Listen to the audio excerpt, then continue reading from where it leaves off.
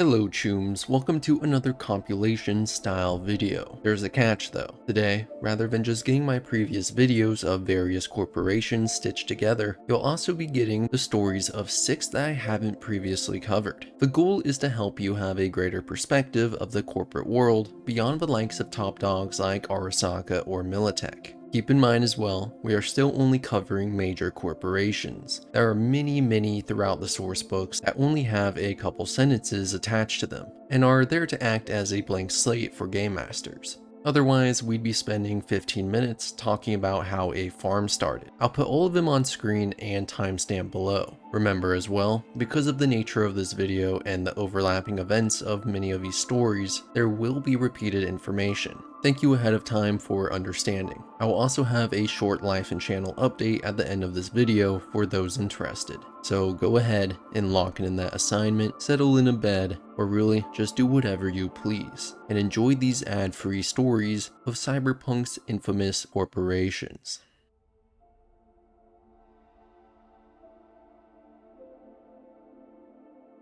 The Second Central American War was a conflict from 2003 to 2010 in which the US invaded Colombia, Ecuador, Peru, and Venezuela, all of which was coordinated by the Gang of Four, a secret cabal composed of the NSA, CIA, FBI, and DEA that had launched a secret coup within the United States government during the 1990s, effectively ending federal democracy and seizing complete control. These agencies legitimized the war by declaring Central American drug lords a danger to the US economy, despite the fact that the majority of drugs sold in the US were manufactured domestically. It was universally recognized that the war was nothing less than a land grab to supply the US with a captive resource base and a solid hold over the entire Western Hemisphere. But to no surprise, it turned out to be a complete disaster. The American cost in casualties and material loss was tremendous, with nothing to show in return. After dragging on for almost 8 years and draining the US economy, the Gang of Four was swept from office by government reforms passed by the new Congress. In the aftermath, the conflict continued to drag on at a reduced level, until the US gave up and ended the war. Though as they began to pull out of their bases and return to the States, tragedy occurred as the result of no planning, funds, or empathy for those that had been dragged into the war.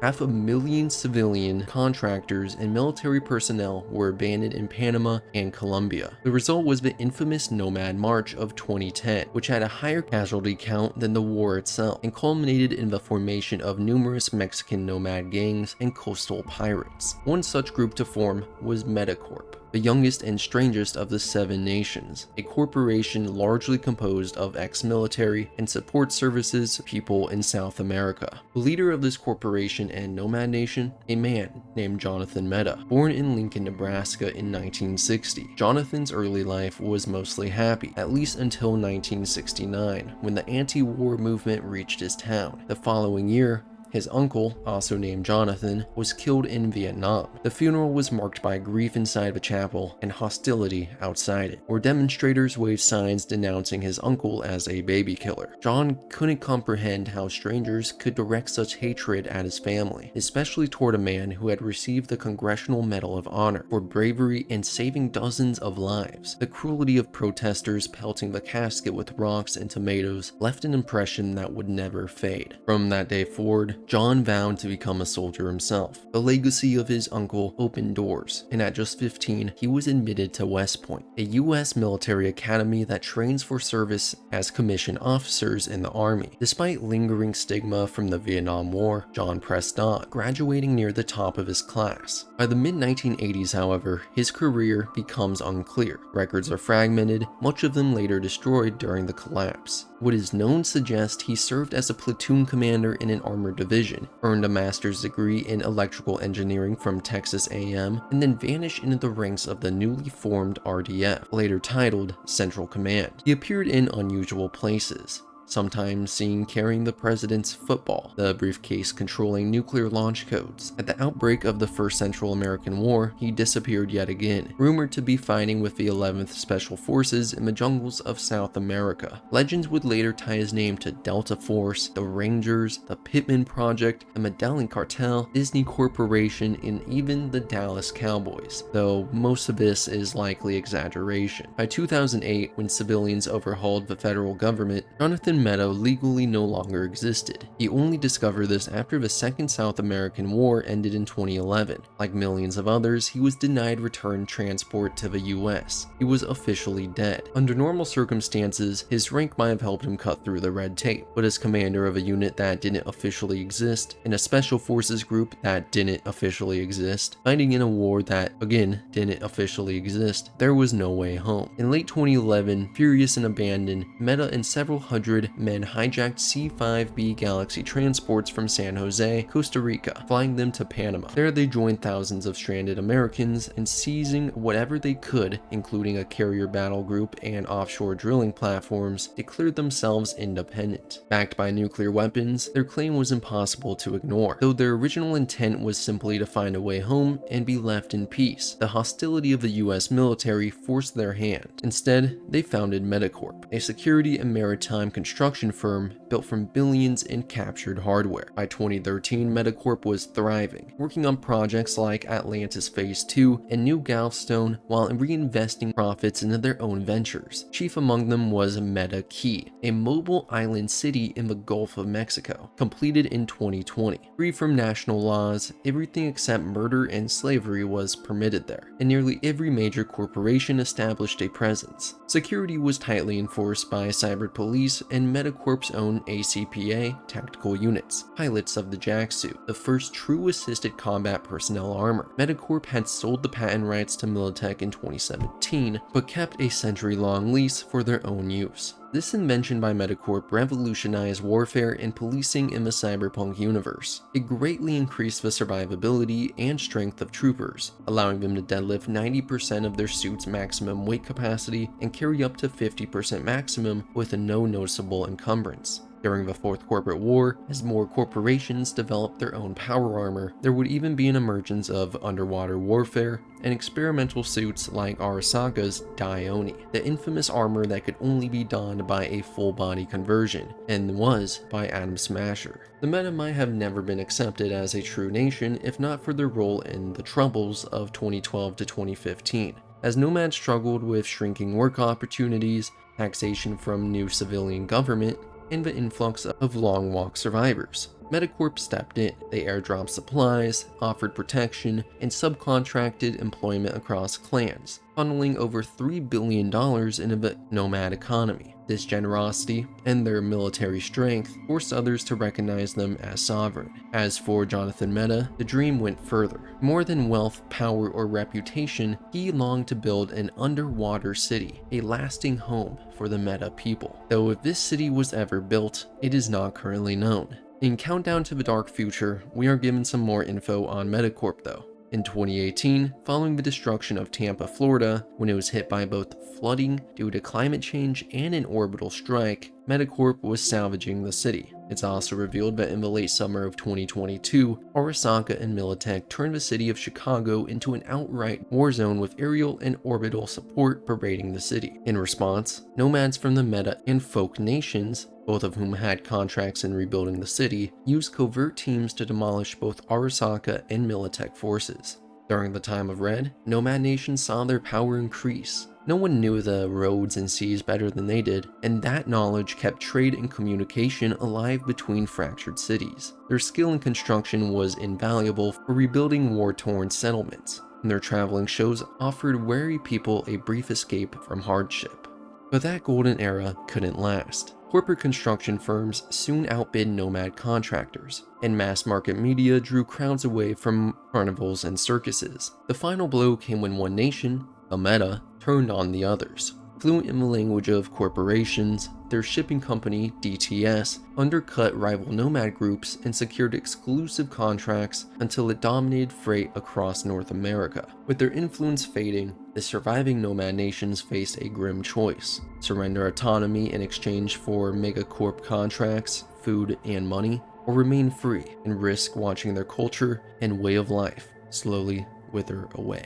As for the year of 2077, we can find a readable shard titled Inside Metacorp.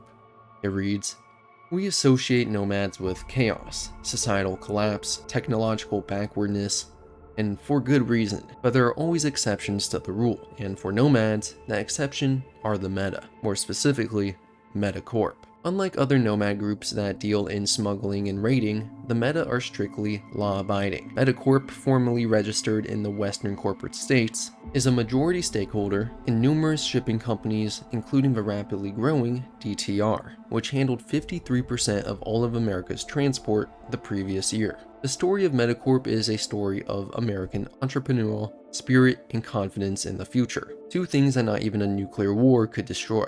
Indeed, Metacorp only proves that a new order can rise out of entropy, that the rustle of Eurodollars is capable of civilizing even the most savage barbarians. Last month, I had an opportunity to visit the company's headquarters in Meta Key, the mobile island currently anchored in the Gulf of Mexico.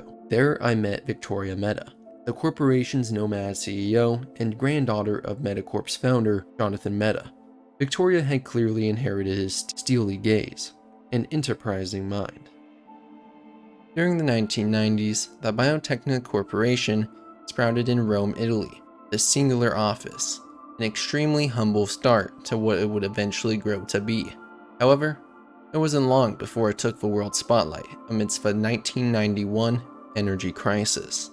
Within this time period, there was a dwindling supply of fossil fuel on a global scale, to the point it had begun to affect the industrialized community.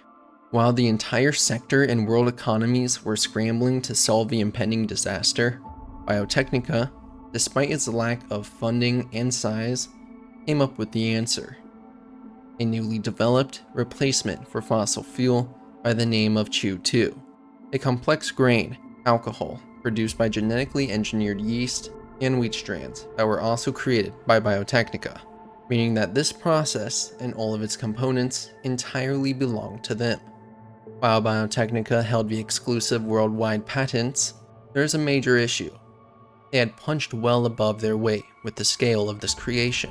Biotechnica's size prevented them from keeping up with the supply and demand the world would need. So rather than holding this breakthrough hostage, they sold the exclusive license for the production and distribution of Chew-2 to Petrochem.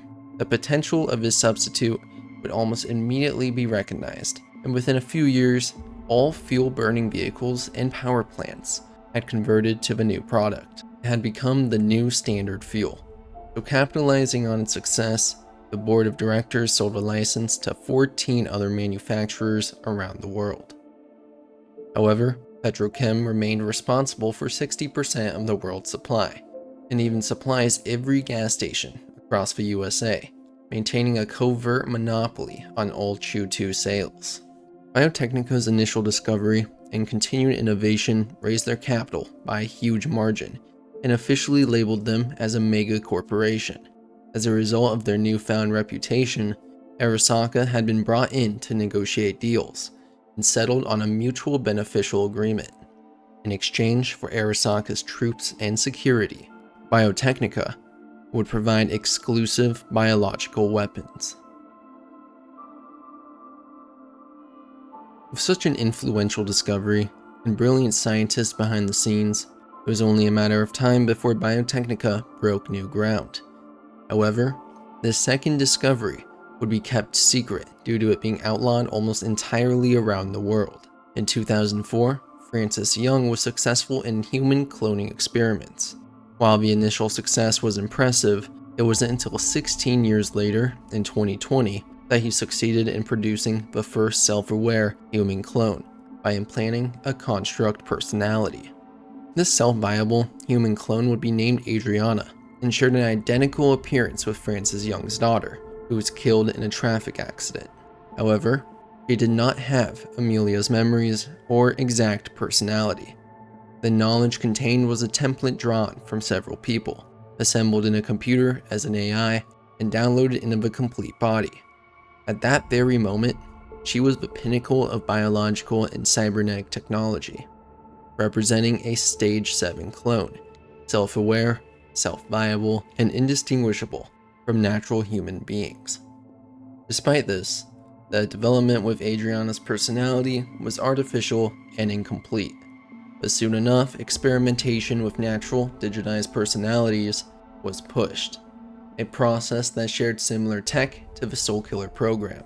By this time, the main R&D cloning facility in Night City had a staff of about 200 scientists and security. Beyond this discovery, the biggest goal for Biotechnica was to bring back the flora and fauna that changed significantly in the 1990s due to climate changes. They hold facilities worldwide specializing in this field, slowly trying to rebuild the environment. In the 2020s, they created a natural park in Night City known as Lake Park. They also cloned animals in an attempt to preserve them and sell to people for a high profit margin. So, when the fourth corporate war sparked in 2021 between the Oceanic Corps, OTEC, and Sino, Biotechnica would remain as neutral as possible, allowing them to get through the war without many problems. Even when the war escalated and became a full-scale conflict between Militech and Arasaka, Biotechnica would supply both sides. However, due to their previous deals with Arasaka and their continued protective support from the security sector, Arasaka got many exclusive devices behind the scenes, unbeknownst to Militech.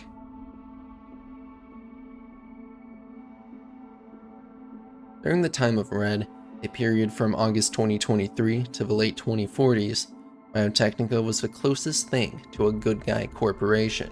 Its labs provided much of the tech that enabled the Pacific Confederation to develop new bioengineered replacement species, and Biotechnica was active in restoring both animals and habitats throughout the blighted environments of this era, a consequence of the Fourth Corporate War. The then CEO and leader of Biotechnica, Niccolò Loggia, continued his work on bioengineered flora and fauna to restore his favorite ecosystems. He even went further to recreate some of the most interesting extinct animals throughout history. However, he did so with some major alterations. He had redesigned many of his favorite animals to have both defense and offensive capabilities that they previously lacked. One of his creations involved a koala with venomous fangs. All of this was a result of a fear that greedy forces of the world would destroy his reborn creations.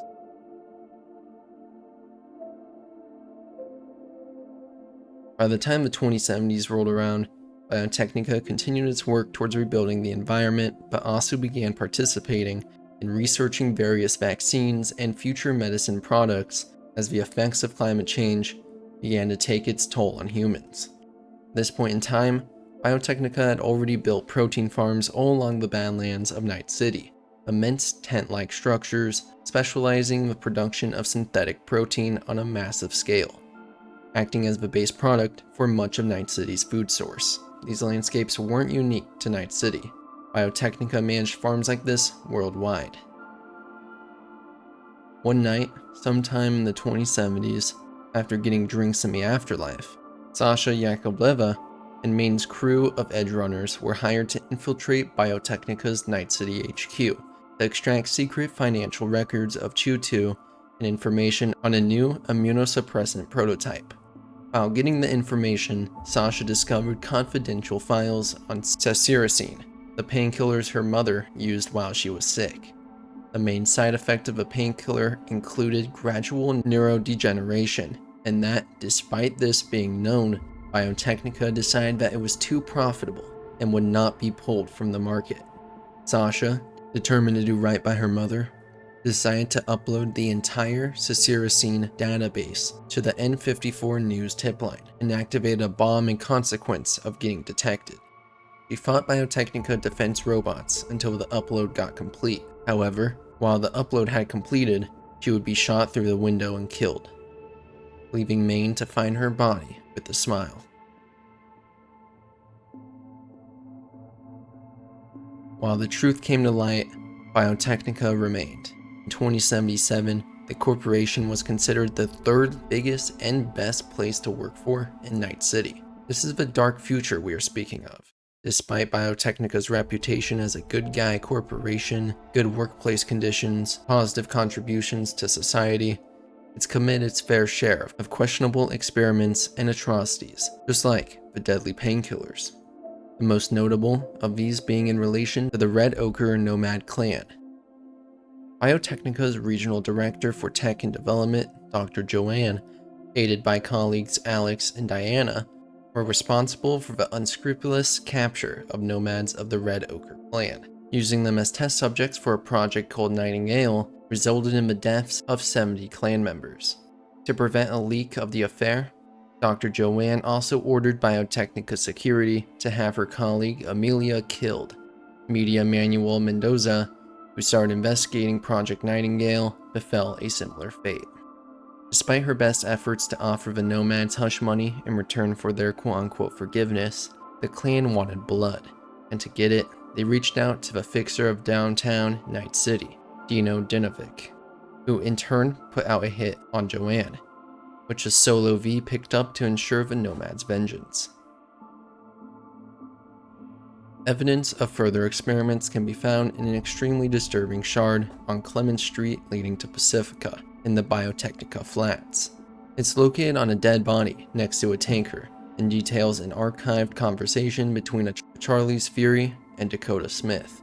Charlie's is running with a crew that has just escaped a heist on Biotechnica in order to save several women who were artificially fertilized. Their vehicle had given out, and Fury is told that if worse comes to worse, ditch everyone and save at least one of the mothers. In the Nomad camp, we can even access a laptop that has the Biotechnica site pulled up. News reads, scientists in Rome have successfully spliced human brain cells with wolf embryos. Ever since the majority of governments outlawed the destruction of hybrid embryos, there have been more and more efforts to create ... end quote. Despite all of these experiments and information, Saul Bright, leader of an Aldecados clan outside of Night City, was negotiating with Biotechnica to have his clan work for them in exchange for reverse transpiration xerophytes, equipment to help his clan grow crops in the Badlands and thereby be more self-efficient. Although Saul sought to enter his clan into a more permanent working relationship with Biotechnica in order to provide his people with a steady income, this notion was very unpopular among his followers and thus never came to fruition.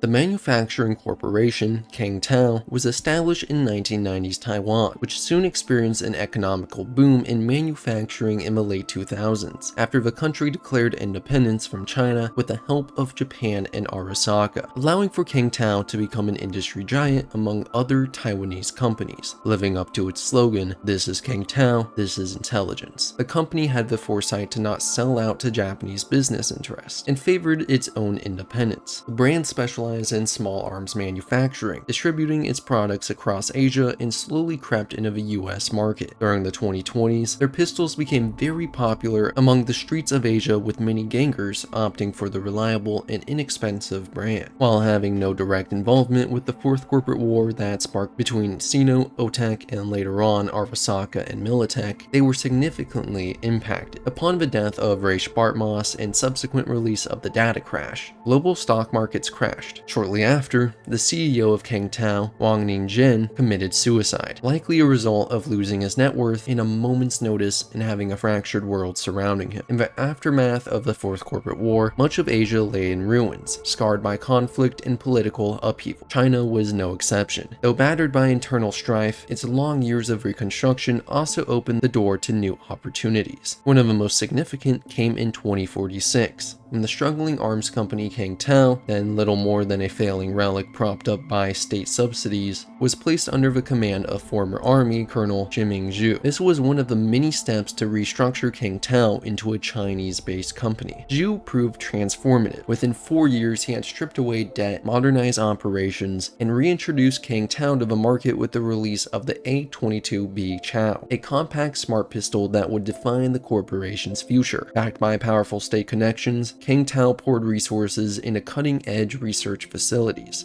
rapidly carving out a dominant position in the emerging smart weapons market.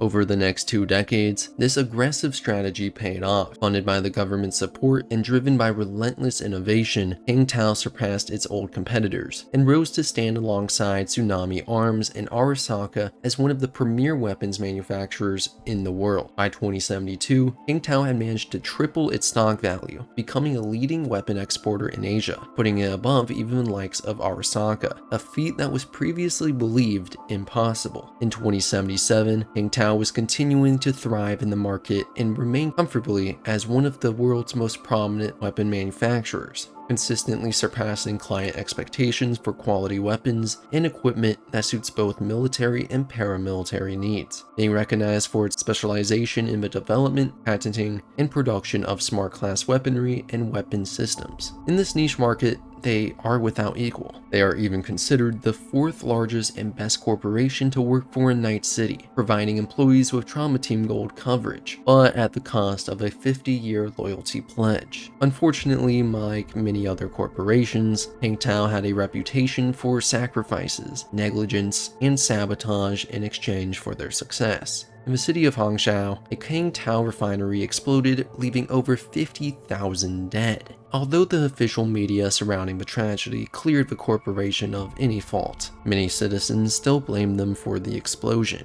That same year, KangTao expressed interest in the corrupted and abandoned Pacifica district of Night City. The city council sent their terms. The district would be sold to KangTao for cheap, but if, and only if, the corporation agreed to clear out the area of all crime. No official deals had been made as of the end of V's journey.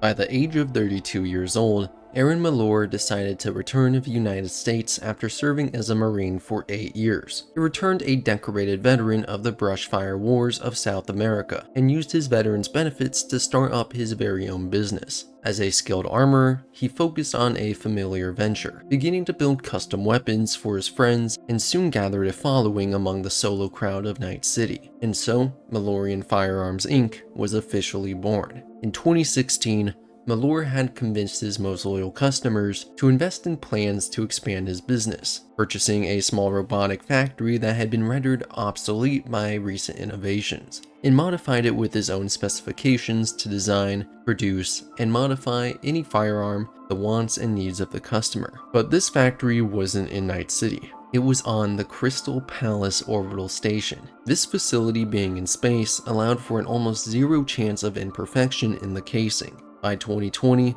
the Malorian HQ was located in the nightlife district of Night City. It featured a 1,000 square foot showroom with an indoor shooting range, and basement level featuring a robotic weapons assembly facility. Malorian even had 25,000 members employed and were known for their accuracy, durability, and power-driven designs. Customers included bodyguards, solos, and celebrities. For top solo Morgan Blackhand, Aaron provided the first prototype of his Malorian Arms assault cannon, a one-of-one at the time as it wouldn't enter production until the following year. The massive autoloader fired .75 caliber smart grenades, rocket-powered, laser-guided micro-missiles with fragment-doped explosive gel warheads. A weapon so reliable, Blackhand used it throughout the Fourth Corporate War and in his duel with Atom Smasher during its climax. As for the rocker boy, Johnny Silverhand, the renowned Malorian Arms 3516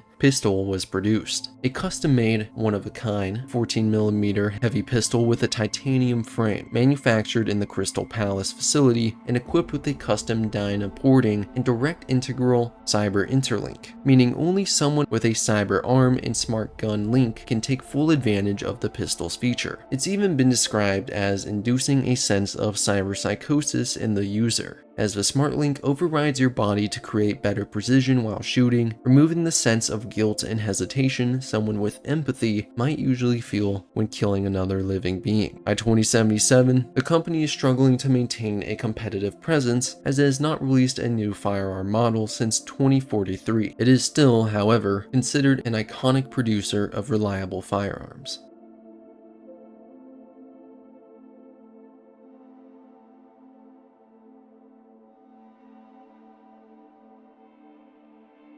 ZetaTech began as a small high-tech startup in Cupertino, California, specializing in computer hardware, software, and wetware design. The company was among the main providers of neural processors, microchips, and robotics on the American market, pushing to grow and diversify in a fiercely competitive industry. It secured a foothold through a familiar blend of espionage and calculated force, carving out a niche for itself. Once past its initial struggles, the company set its sights overseas, aiming to build a heavyweight reputation, guarantee steady profits, and secure a strong flow of euro dollars. This expansion inevitably meant challenging established corporations, many of which were unwilling to share their markets. Their products were seen as top of the line, producing some of the best cyberware, cyberdecks, and computers, so much so that a 9-year-old Spider Murphy hacked into a ZetaTech sales office and falsified an order data to have a new Paraline 5750A cyberdeck sent to her. During the first corporate war, ZetaTech allied with Orbital Air and launched a major net-based offensive against Zero business machines. The attack failed, IBM successfully repelled it, and forced ZetaTech out of the conflict in October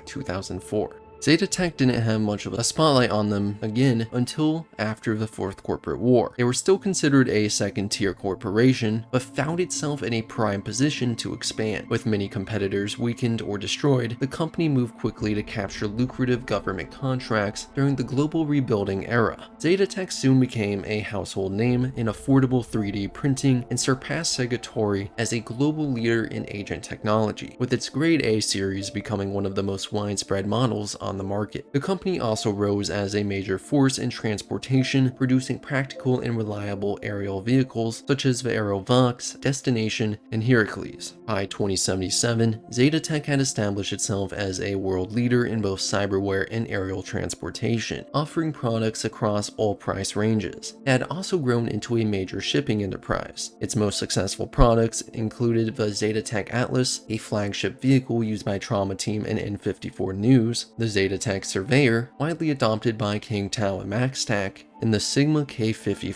Cyberarm.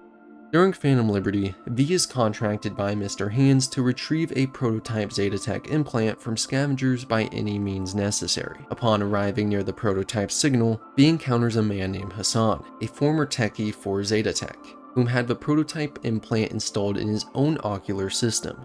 The prototype is of immense value, and it is claimed that it may even eventually outperform the famous Kiroshi optics, allowing for ZetaTech to dominate a brand new market. By 2079, ZetaTech's influence had expanded dramatically. The company claimed an 80% dominance of the North American market and announced it had effectively eliminated cyberpsychosis with a groundbreaking immune system booster that minimized implant-related immune responses. Following a record-breaking year in 2078, ZetaTech expected to surpass its own success again in 2079. Reports from the NC Inquirer suggested that ZetaTech's rapid rise was not only due to innovation, but also linked to secret testing programs and discreet deals with Night City officials. In the year of 1954, Richard Knight was born in Pasadena, California, and was second of 5 children. His parents were both researchers at Caltech, which specialized in materials science. It was likely because of this upbringing that Knight began to show an aptitude for engineering at a relatively young age. He would continue to pursue his education with this goal in mind, and would eventually find himself in college with a roommate named Rami Zakarian. Initially, there seemed to be a spark between the two. Their ideas meshed well, and their hopes were high, so the roommates began a joint venture. It wouldn't be long until it all turned sour. Romney had retaliated against Knight due to their continuing difference of opinion and stolen the company the two had started. The angry Knight played the long game. He didn't begin flipping tables and aiming for Romney's throat. No. he shifted his major from engineering to business financial investment. Soon enough, armed with his newfound knowledge of the ins and outs of business, he regained his company from his old rival. Applying his backgrounds in engineering and investment, Richard, alongside his new colleagues Halsey and Ferris, founded a development company that specialized in using advanced construction techniques to build massive mega projects such as office complexes, airports, and even small cities in record time. The company, titled HFN, was widely successful in the years before the collapse, contributing to the construction of many large model communities around the world, and making all three partners extremely wealthy. Sometime before the 1990s, Knight would even marry his lifelong partner, Miriam Knight. Knight seemed to have everything a man could want: money, success, love, and on and on. He was a smart man though. He knew this wasn't going to last nearly as easily as one might think.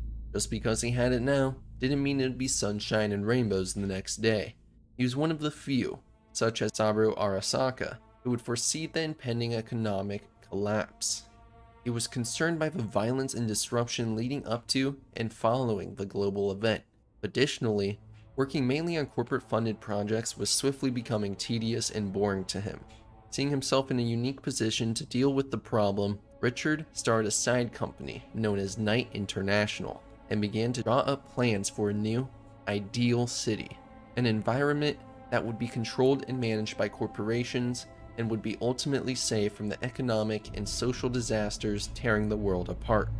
His new city would be completely self-sufficient and capable of holding off even the most determined marauders.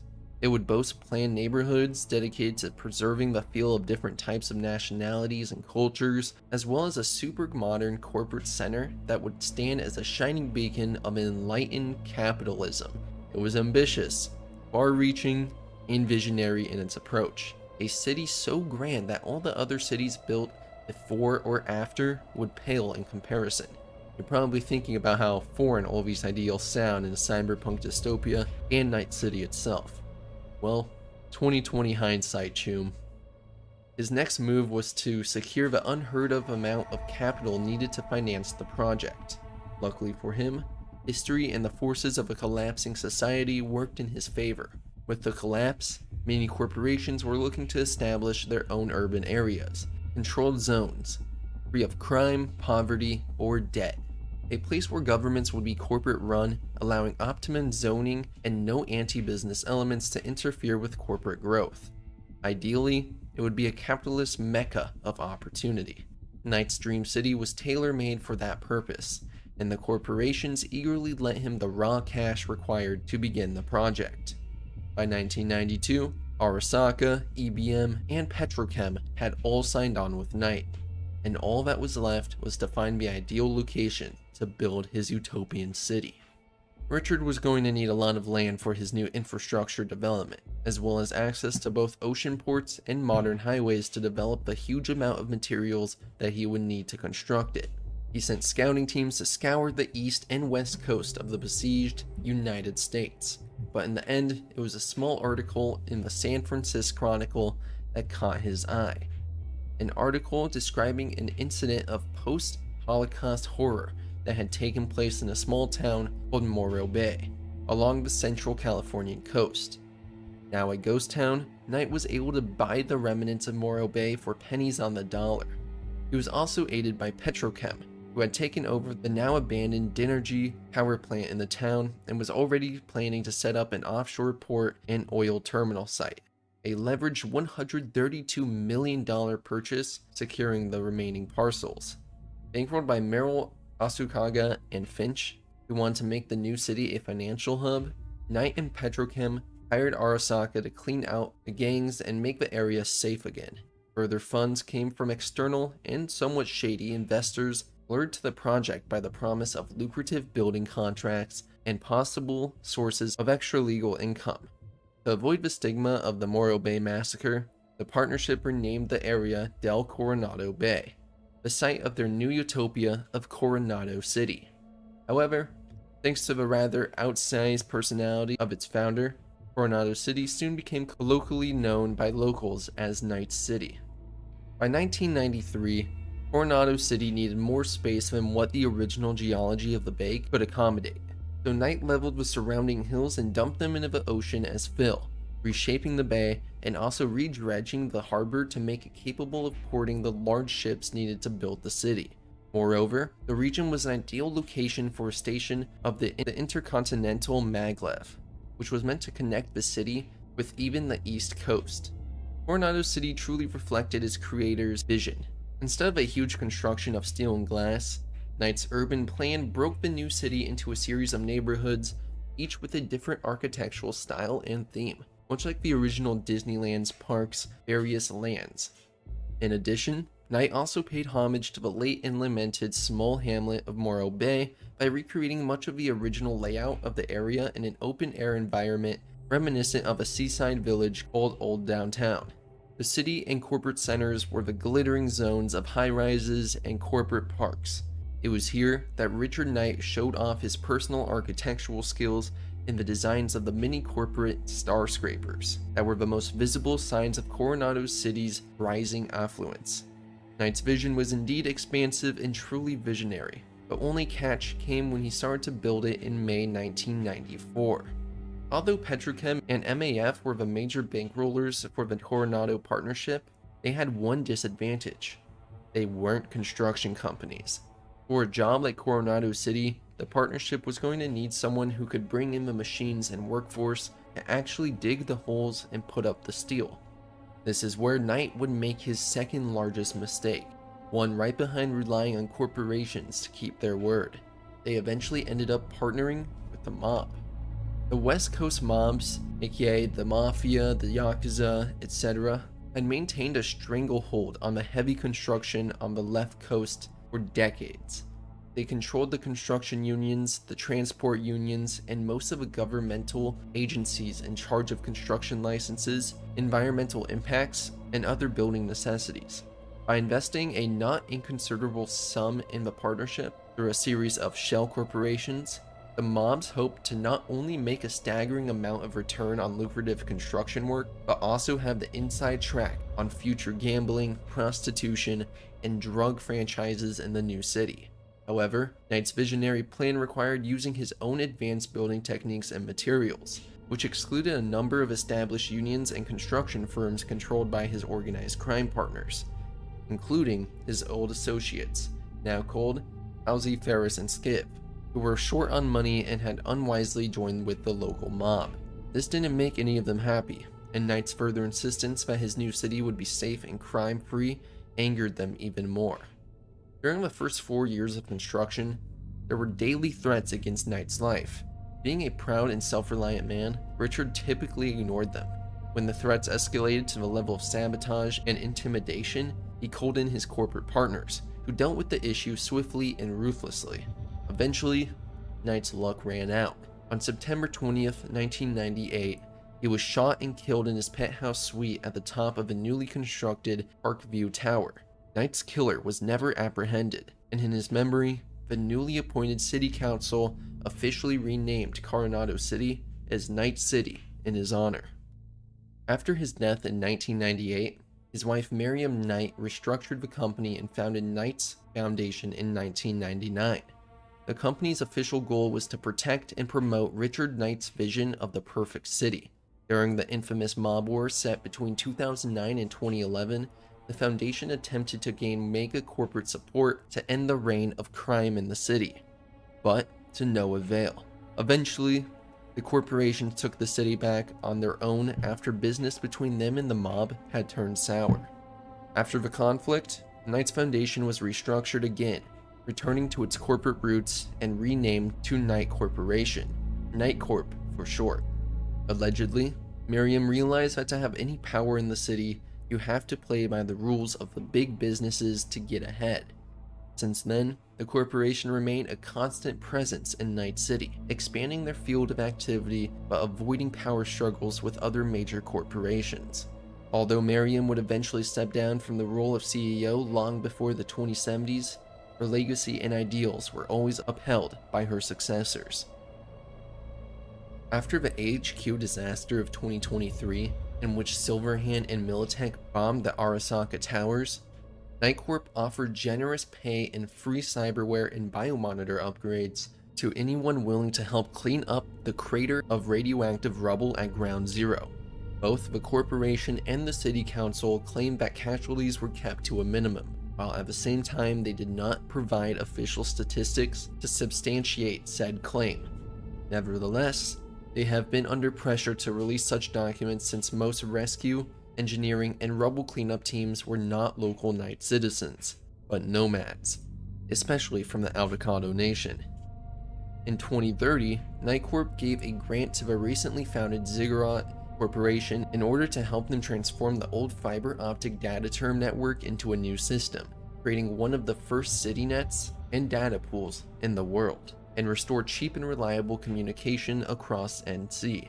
This was a necessity of the time because of Rache Bartmoss. He had corrupted the IG protocol net in the early 2020s with a data crash, which made it unusable.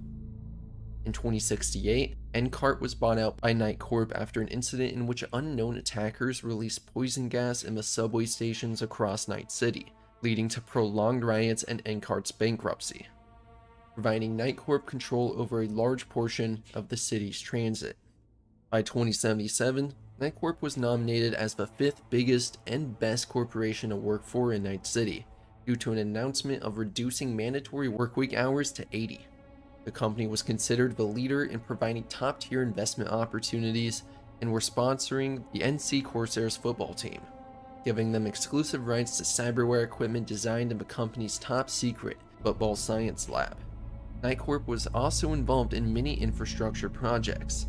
They had already finalized their conceptual engineering efforts with the aim of revitalizing the maglev system in Night City, expecting it would one day connect Corpo Plaza with the NUSA's East Coast. The corporation began to repair sections of the old net, as well as drilling a new tunnel beneath the city foundations from its construction site on the Badlands to the northeast. Construction was expected to finish in 2078, with the first connections operational by the end of said year, and with the city of Chicago by 2080. It was around this time Sandra Dorsett, an employee of the corporation, stole information from Nightcorp on a databank, which was something Sandra wished to expose to the public. Unfortunately, in the middle of her objective to expose the company she was working for, Sandra was captured by scavs and had her biomonitor muted by a jammer chip forced into her neuroport, leaving Trauma Team unaware of her condition. Luckily, the mercenaries Jackie Wells, T-Bug, and V infiltrate the den to find her floating in an ice-filled bath. V acts quickly to remove the chip, and Trauma Team arrives to take custody of Sandra. This is not where their story would end. Later down the line, V is contacted for yet another gig in relation to Sandra. This time, however, it was to recover an encrypted data shard, the one lost during her kidnapping. Sandra's requirements are simple: keep the data on the shard concealed and ensure it is delivered to her promptly. V has a choice though. They can decrypt the data shard, titled Operation Carpe Noctem, before meeting with Sandra. If this is done, a disturbing experiment will be uncovered. Here are the findings.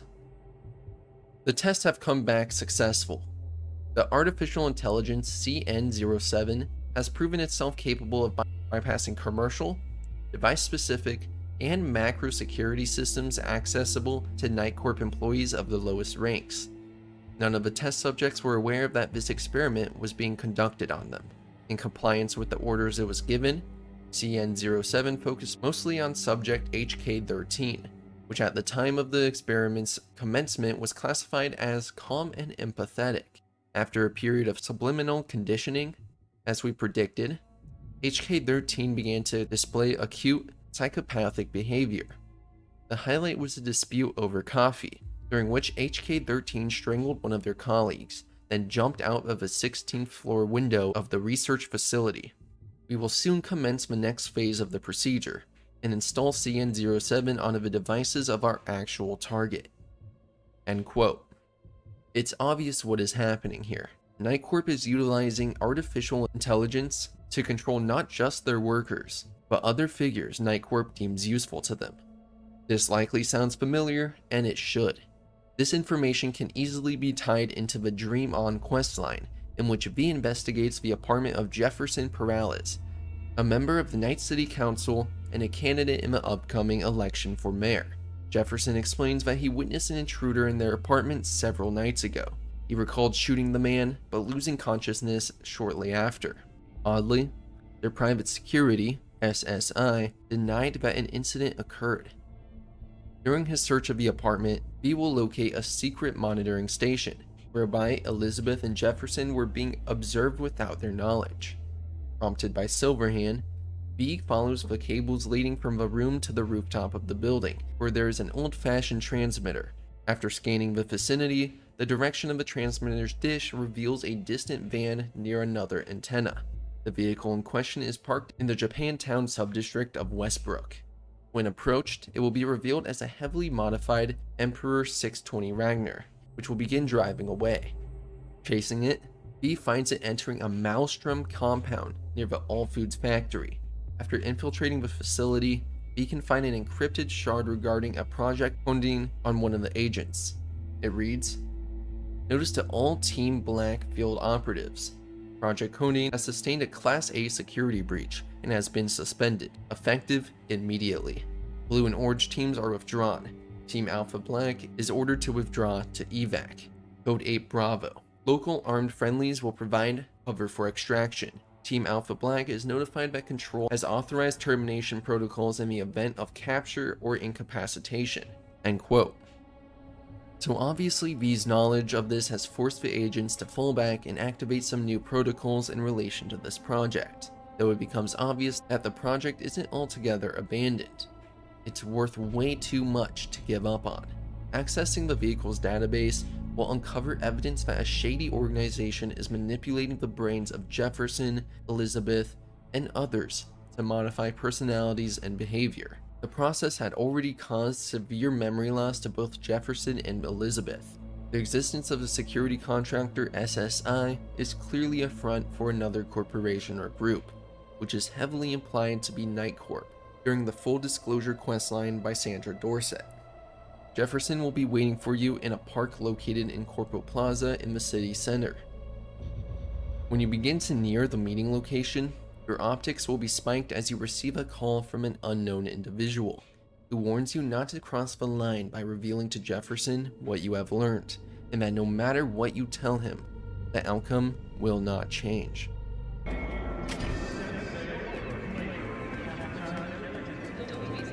Yeah? It doesn't matter what you tell me. It doesn't matter what you think of doing or do. You can't change anything. What? We know who you are. We know what you are. We know what you want. You are playing with fire. Don't dare cross the line. In the meeting location, Jefferson asks V about the investigation's result. You can choose to tell Jefferson the truth about the brainwashing, or lie and omit the information you got from the van. If you decide to tell him the truth, Jefferson is shocked by the terrifying information, and also angry at Elizabeth about lying to him. He will decide to play along with his manipulator's plans until he sees an opportunity to expose them, but potentially risking his life and the lives of his family. If V follows the words of Elizabeth and chooses to lie to Jefferson, he will tell him that there is no news and that SSI had been receiving money from Weldon Holt among many other clients. Jefferson will decide to win the election first and then deal with Holt later. But either way, just like the unknown caller said, no matter what you say, the outcome will not change. Jefferson Perales will always win the Night City election, something that has been planned out since his childhood, an invisible force that controlled every bit of his life and will do the same to Night City. Why do I say this? Well, Jefferson grew up in poverty, but his life turned around when he was given a full-ride scholarship to Berkeley University, valued at 2.7 million eddies by Night Corp, to study law. It was there that he met his future wife, Elizabeth, who was also studying law thanks to the same Night Corp scholarship. Every step of their lives can be traced back to Night Corp and a mysterious group of blue-eyed men, one of which, known only as Mr. Blue Eyes, can be seen at the Corpo Plaza Park, on a terrace overseeing the meeting between V and Jefferson Perales. The lore in Cyberpunk Red speaks of urban legends of blue-eyed people, who are rogue AIs that have taken control of human bodies and are secretly manipulating the highest levels of politics and finance. Johnny Silverhand even promotes this idea through his dialogue after Dream On. What would you do? Somehow I doubt it's people who are behind this. Find out what the So aliens? Very funny. You're too young to remember this, but not so long ago, people talked about rogue AIs prowling cyberspace. So, not aliens. Doesn't matter who. What matters is that guy decided to take up the gauntlet. My man. Mr. Blue Eyes isn't unique to just this questline. It can be seen in 2 endings, including one within Phantom Liberty. So, spoilers ahead. I will have the video timestamped so you can skip past the coverage on the 2 endings. During the Sun ending, V will become a living Night City legend. In his newfound reputation, he meets with a new client to discuss the greatest heist of all time. This client turns out to be Mr. Blue Eyes, the same exact one from the Dream On questline. The op is the infiltration of the Crystal Palace while it's undergoing test of a new security system. There's an unheard of promise between the two in exchange for V's success in the heist. You know why I hired you? Because you'd do anything at all for even the faintest chance at survival. Even if it meant coming to within a hair's breadth of your untimely death. This time tomorrow, should have the casino's client data. All of it. Don't forget your side of the bargain. Oh, I never forget a promise. Good luck. The assumption here is an exchange to extend V's life, maybe even cure him. Though we might never know. We also see Mr. Blue Eyes in one of the 2 Phantom Liberty endings. This will happen only in the event that you choose to side with Songbird during Firestarter. Eventually you'll find yourself at the NCX spaceport, and during this mission you'll see Mr. Blue Eyes appear to watch over V and Songbird.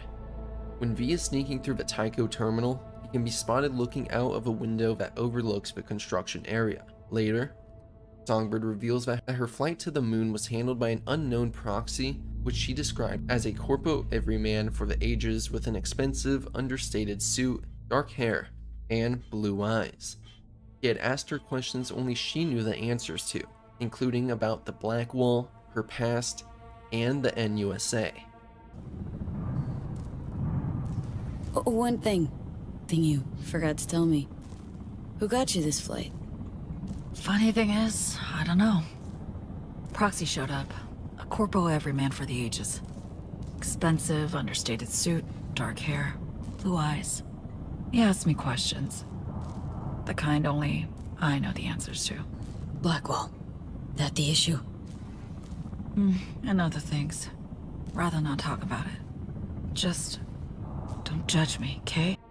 Lastly, Mr. Blue Eyes can be spotted when V and Songbird take the monorail to the rocket, standing on the platform to the right and holding an umbrella. It isn't entirely clear just how he benefits from aiding Songbird, but one can imagine the ties he has with those who will help her, maybe even make some use of a BlackWall and rogue AI beyond that she happens to be connected to. The urban legends spreading make it clear that Mr. Blue Eyes isn't alone in these suspicious actions. There are plenty more of those just like him. We can even take this concept a step further when we look into Gary the Prophet. Gary can be seen throughout the campaign spreading various theories.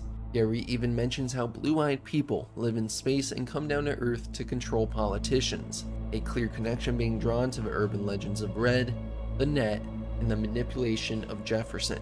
While spouting a theory that nomads are actually werewolves, Gary inadvertently offends 2 members of the Aldecados, forcing V to step in and rescue him. With his life saved, Gary tells V that one of his implants allow him to listen to communication channels, which he believes to be aliens. He guides them to what he believes to be a meeting site for the Lizard Men, though this turns out to be a meeting between Maelstrom members and 2 unidentified corpos. The importance of Maelstrom needs to be pointed out, as they are both a tech and rogue AI obsessed gang, if their disturbing cybernetics didn't make it obvious to you. Also of note is that you see them during the Dream On questline, when you chase down that van.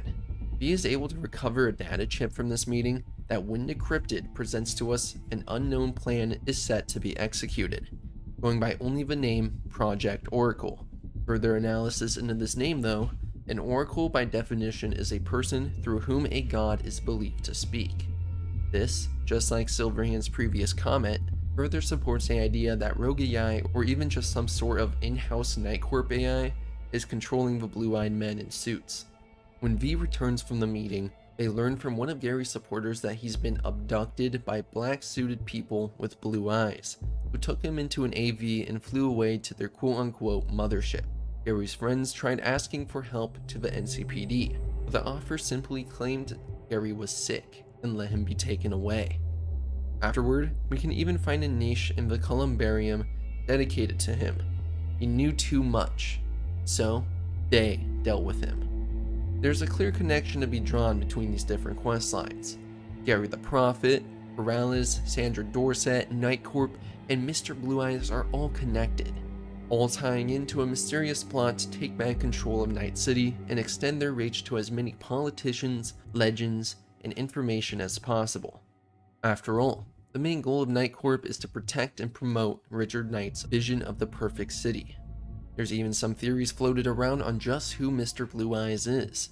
This theory presents that Mr. Blue Eyes is the reconstructed personality of Richard Knight, who now looks to seek out control of Night City from the shadows once again, hence the brainwashing of political figures such as Perales to control the city.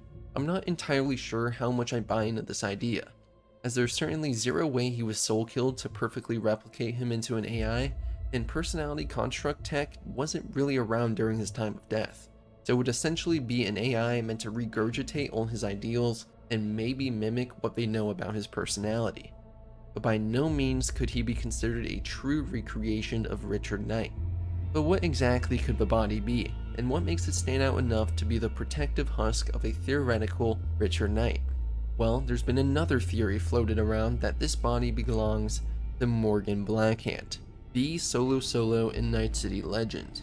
Those familiar with the tabletop lore would be aware of his presence and leadership during the 2023 Arasaka bombing, under contract by Militech alongside Silverhand, Spider Murphy, Rogue, and many more. His disappearance after the nuke and his duel with Atom Smasher makes the situation all the more mysterious. He was the top solo despite his minimalist approach to cyberware and contended with the likes of full Borgs. The primary crutch of this theory lies in the fact that the 2077 model listed as Blackhand looks extremely similar to Mr. Blue Eyes. It would also make sense that all the bodies that would be prioritized by Knight, Blackhands would be the most capable. I, however, have some contempt for this theory. Sure, I believe Blackhand is alive in 2077, as his whereabouts are unknown and he is confirmed to be alive in the year of 2045 by Mike Pondsmith, but I find it extremely doubtful that he would be taken over by a rogue AI, especially since Pondsmith is so protective of his character's story that he didn't even allow his appearance in 2077. I actually believe that there's a very good story to be found in just why the model is named the way it is. The developers likely did want to include Morgan Blackhand at some point in the story, at least in Silverhand's flashbacks. However, due to Pondsmith's wishes, it was elected to exclude Blackhand but not make waste of a character asset that had already been produced. So, it got tossed over onto Mr. Blue Eyes and El Capitan. I don't think there's any more to that story, and I think the detail gets looked into a little bit too much. It's pretty common for assets to be recycled in game development. So, is Mr. Blue Eyes a reconstruction of Richard Knight? Possibly. Is he controlling Blackhand's body? Extremely doubtful. Though don't forget that at the end of the day, these blue-eyed men could also be rogue AI from beyond the BlackWall, infiltrating Night Corp and Night City to fulfill their own agenda. With the personality and appearance tech that NUSA has, you can't truly trust anybody in Night City to be who they say.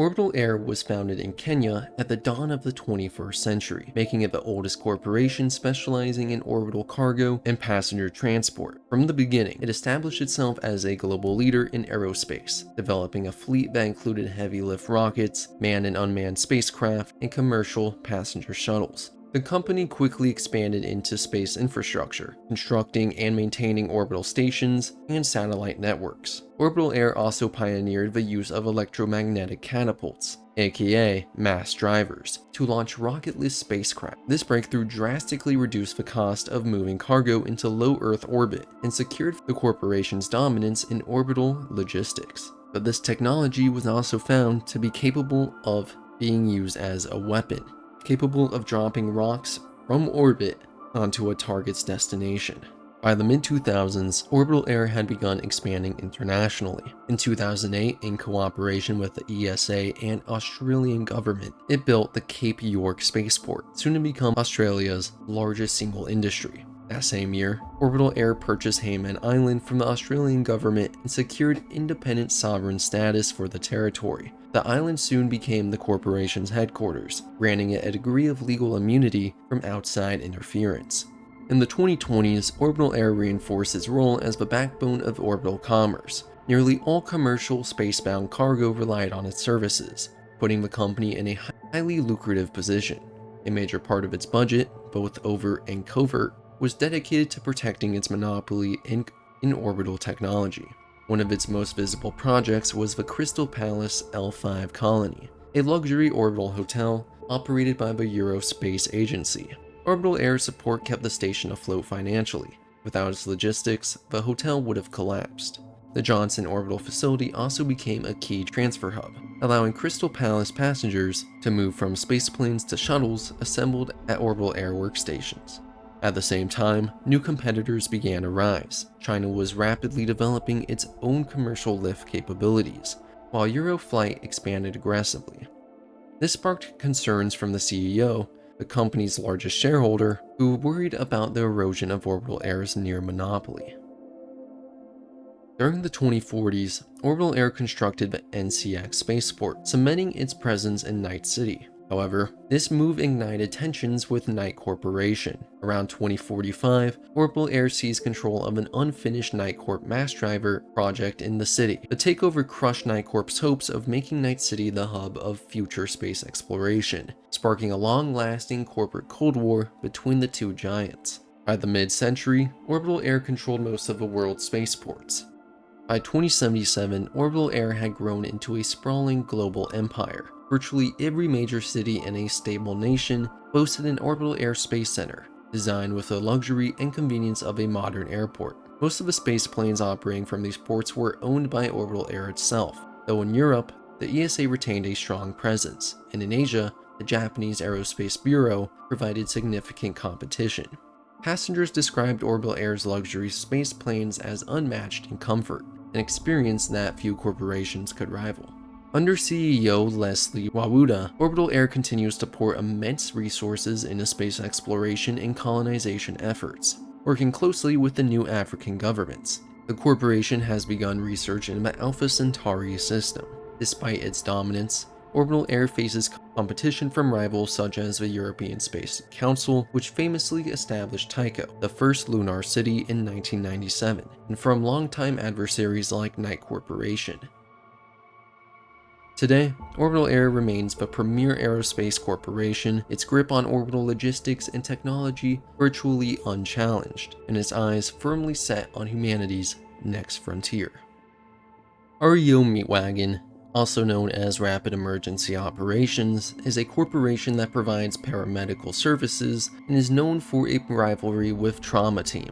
Although REO maintained an extensive client base of its own, the company earned infamy for its ruthless tactics. Crews were notorious for showing up to rival calls before Trauma Team could arrive, or outright ambushing them with AV-4s to steal clients. This practice, dubbed meat jumping, was illegal, but nearly impossible to prove in court. As a result, clashes between REO and Trauma Team became frequent and often violent.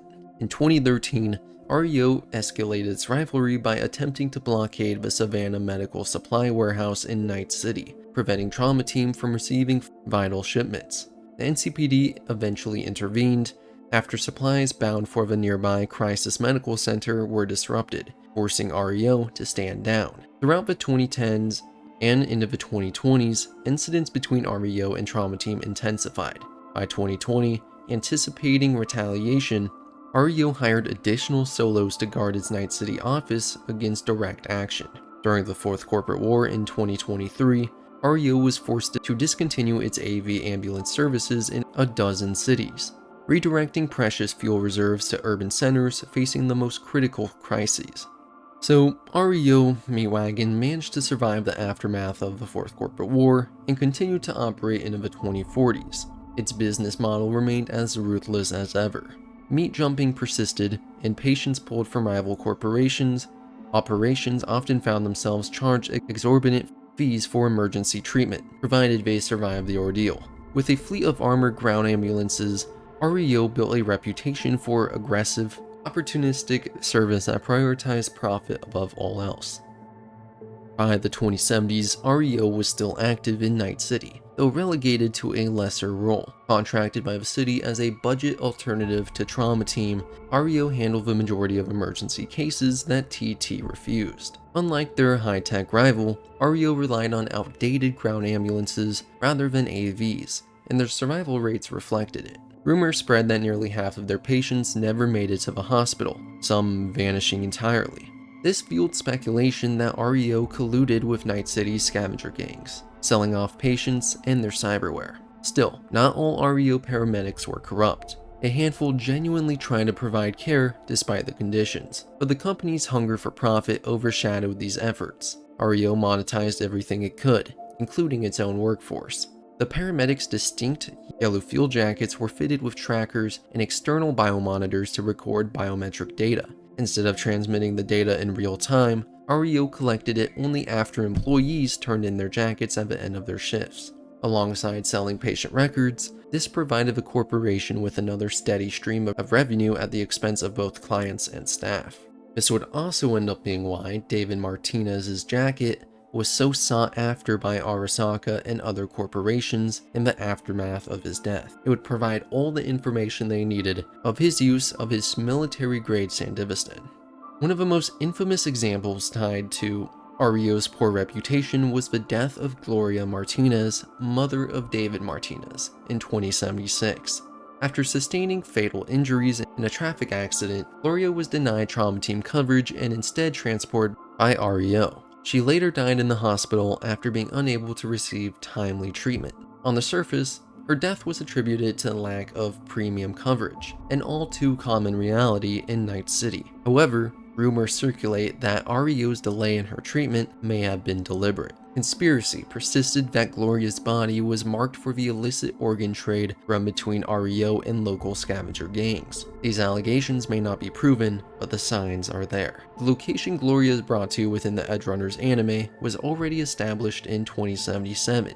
When investigating the facility, it is discovered that patients are dissembled for cyberware and organs to be sold for profit by the scavenger doctors. Not only this, but in the anime itself, the doctor declares that Gloria is recovering from her injuries, but no visitation was permitted, just to be declared deceased the following day and cremated. The tragedy had a lasting impact, and would lead David to become one of Night City's most legendary figures. His violent rise, shaped in part by the systematic failures and corruption embodied by corporations like REO. Trauma Team International was founded in Seattle, Washington at some point before 2020, a time in which an increased violence and crime rate in the US demanded more aid than cities and governments could handle, and so Trauma Team quickly became one of the most powerful corporations in America, seeing enough success to even expand operations to Canada, Europe, and Japan, all of which they maintain superiority in their field, a recognizable name, and trust from clients. By 2020, each major city in their operational countries boasted over a dozen Trauma Team squads, all of which operate out of massive medical hospitals that can be found in the likes of Night City and any overseas locations like Japan or Europe, even being partnered with the likes of Arasaka, Militech, Corp, Biotechnica, Kiroshi, and many, many more. It's obvious Trauma Team didn't take long to establish itself as a necessity to any major corporate centers. Each squadron is composed of an Aerodyne pilot and co-pilot, 2 security specialists, a lead EMT, and an assistant EMT. This team and their top-of-the-line medical equipment are encapsulated by a heavily armored AV-4. While the pilot mans the AV, the co-pilot mans the front-mounted Gatling gun. At no point during a patient extraction are they permitted to leave their cockpit. During flight, 2 security specialists sit in the same compartment as the EMTs. The security specialists each man a mounted machine gun to their side of the vehicle. The EMTs sit toward the back, with the lead sitting next to the patient stretcher and the assistant sitting next to the medical supplies. During the patient extraction, the 2 EMTs and security disembark from the AV and make their way to the patient to rescue them. If necessary, the 2 security will clear a path to the patient using their rifles and submachine guns. Each EMT is armed with a pistol for self-protection. While responsible for reviving and stabilizing any critically wounded patients, trauma teams are under no obligation to transport casualties to a hospital. With rates of 100 eddies per minute, most trauma team services were part of a corporate group insurance policies or individual international accounts, with 500 eddy monthly premiums. During the Fourth Corporate War, Trauma Team became busier than ever. The corporation's capabilities had been stretched to their limit. There were countless corporate soldiers and mercenaries requiring medical attention, not to mention the collateral damage, injuring civilians not involved in the conflict. Trauma Team had finally had enough. Much like the Lazarus group, declared that they wouldn't respond to any alert from a member of the Arasaka Corporation or Militech, both to keep the number of cases down and to preserve neutrality as to avoid being dragged into the Fourth Corporate War. Instead, they would only respond to civilian requests, and they'd be charging the combat rate if anyone so much as fired a weapon within half a kilometer. Even with those extra costs, they were swamped with calls after every clash. Atom Smasher was likely keeping them busy with all civilian casualties and collateral damage. By the time the war ended in North America, Trauma Team had been reduced to regional providers. The conflict not only drew heavily upon their limited resources, but also upon their suppliers. Repair parts for their AV-4s were near impossible to come by, and they just couldn't manage to get any meaningful stock of medical dressings, key drugs, vaccines, or personnel. As hospitals and clinics collapsed, more and more ill or wounded patients were dropped to trauma team care. In such a harsh time period, many of those patients couldn't afford the high response fees, but groups of edge runners had been known to chip in to buy a single card that they could break to call in trauma team in the hopes that the paramedics would at least tend to their wounded team members. The endless street battles and the availability of surplus military hardware, Trauma Team had been forced to armor up almost as heavily as the worst of cyber psycho squads. Units that were once a comforting sight looked battle-worn and donned new mil-spec helmets, heavy-duty combat rigs, coupled with heavy armor, power armor support systems, and self-contained combat medipacks. This, coupled with the lack of qualified medtechs, had given the Trauma Team a new face: overworked, angry, and impatient. By 2045, Trauma Team International had been reduced to the Neo-Corp of Trauma Team North America, now being independent franchise-owned groups patrolling cities and responding to insured victims. They also took this opportunity to change their coverage plans to reflect the state of the world, reducing their level of coverage to 2, Silver and Executive. Most corporate cops receive full medical coverage, while execs can receive corporate paid Silver coverage or Executive depending on their status.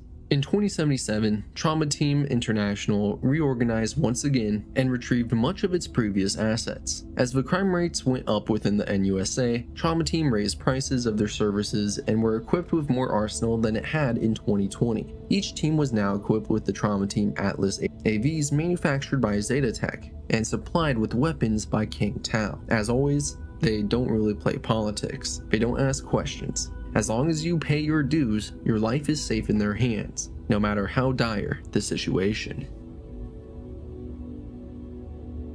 One of our best looks into the life of a Trauma Team employee is through the lens of a woman named Nadia, a character from the Cyberpunk 2077 Trauma Team comic. Nadia served as a Trauma Team paramedic in Night City, working alongside her boyfriend Dodes. In 2077, their unit was dispatched to a critical distress call from the affluent Westbrook district. The mission quickly deteriorated into a violent confrontation. By the end of the chaos, Nadia was the only one left alive.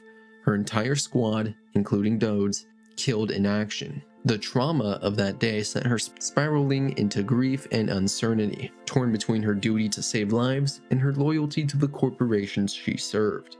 After a psych evaluation, probing from an executive, and short leave, she returned to service and was placed with a new team. Their next major operation came swiftly, an urgent extraction in the lawless ruins of Pacifica. The target was a platinum client codenamed Apex, pinned down inside a crumbling tower and under fire from a brutal gang. When they breached the site, Nadia's blood ran cold. Apex was the same man responsible for the ambush that killed her last team. Despite this revelation, her squad leader, Nape, ordered her to assist in stabilizing Apex while their security officers, Stratter and Gordon, held the line. Gordon was shot in the neck, and Nadia, unable to ignore a fellow responder's suffering, chose to aid him instead of Apex. She failed to save him and earned a scolding from Nape. As the battle raged on, aerial support tried to reposition but was quickly gunned down by gang fire. Amid the smoke and screaming, Strader and Nape launched a final push while Apex finished the fight with brutal efficiency. When the dust settled, Nadia raised her weapon to Apex's head, but Strader stopped her before she could pull the trigger. Still haunted by the memory of Dodes, she confessed what had happened to her original squad. While descending from the tower, Apex casually revealed the source of the gang's hatred. He had eliminated their leader. With twisted satisfaction, he urged Nadia to take her revenge. Before she could process it, a fresh ambush struck. Nape was shot, and Nadia, desperate, dragged him to shelter with Apex's help. Inside a dilapidated apartment, they tried to stabilize him while the terrified residents, a mother and her sick child, begged for aid. Strader ordered Nadia to focus on their own. Nape died moments later. Furious and grief-stricken, Strader blamed her for the loss, but his rage was cut short when the enemy found them again. Apex asked for stimulants, promising to clear the hallway. As he slaughtered their pursuers, Strader turned on Nadia, accusing her of being unfit for duty. He grabbed her by the throat, demanding justification for sparing her.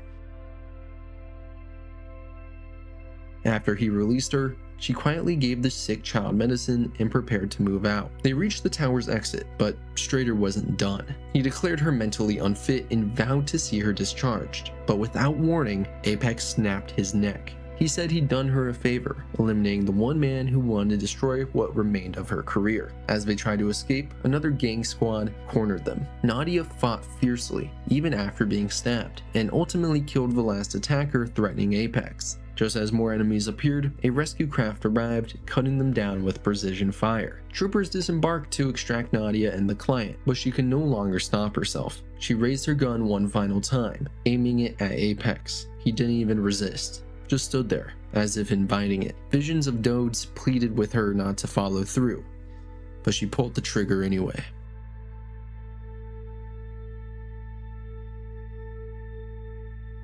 A notably dangerous trauma team squad is noted in the Danger Gal dossier in the 2040s, titled Squad NC-42. It's composed of codependent overachievers who take the toughest gigs as a way to distract themselves. They're terrifyingly efficient, specialized in executive-level calls, and poach from other, slower squads. This talent had led them to become the poster crew of Trauma Team in Night City. Despite the hardships of the time of Red, they've managed to keep their AV-4 well stocked with meds, cryo units, and even heavily modified it with nomad gear, enhanced weaponry, and armor. Each member has a story and character sheet, but this is one of those times I can't recommend a sourcebook enough. The Danger Gal dossier is full of unique characters from all types of corporations, organizations, and gangs, so more than anything, I recommend you check it out on your own.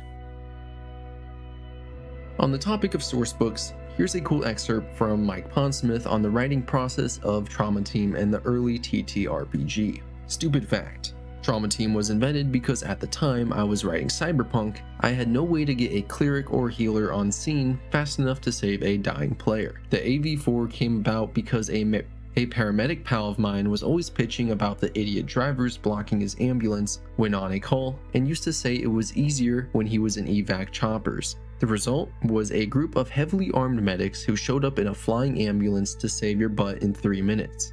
A cyberpunk turn is 3.2 seconds, so that's roughly 10 turns of bleed out. Later, a very similar version just showed up in Shadowrun, which tells me they had the same problem we had. And you guys thought I just came up with the stuff out of my head, silly punks.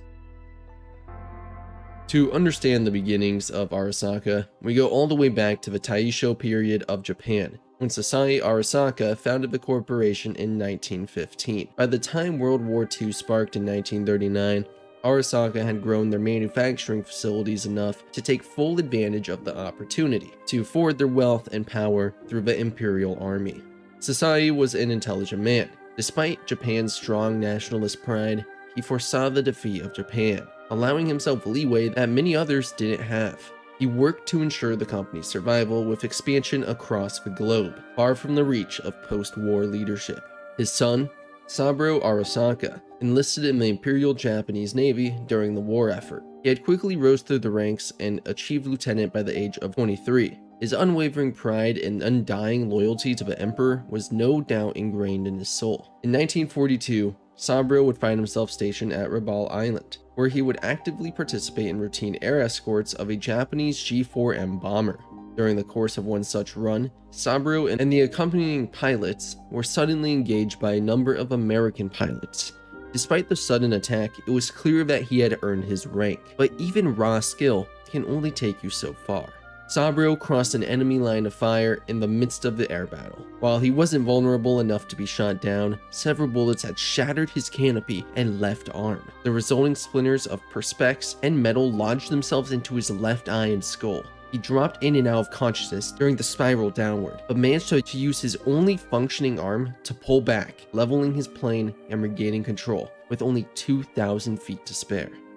He was alive, but barely holding on. He patched himself up as best he could and began the long haul back to Rabaul, fully believing that he would die somewhere over the 560 miles of ocean he had to cross.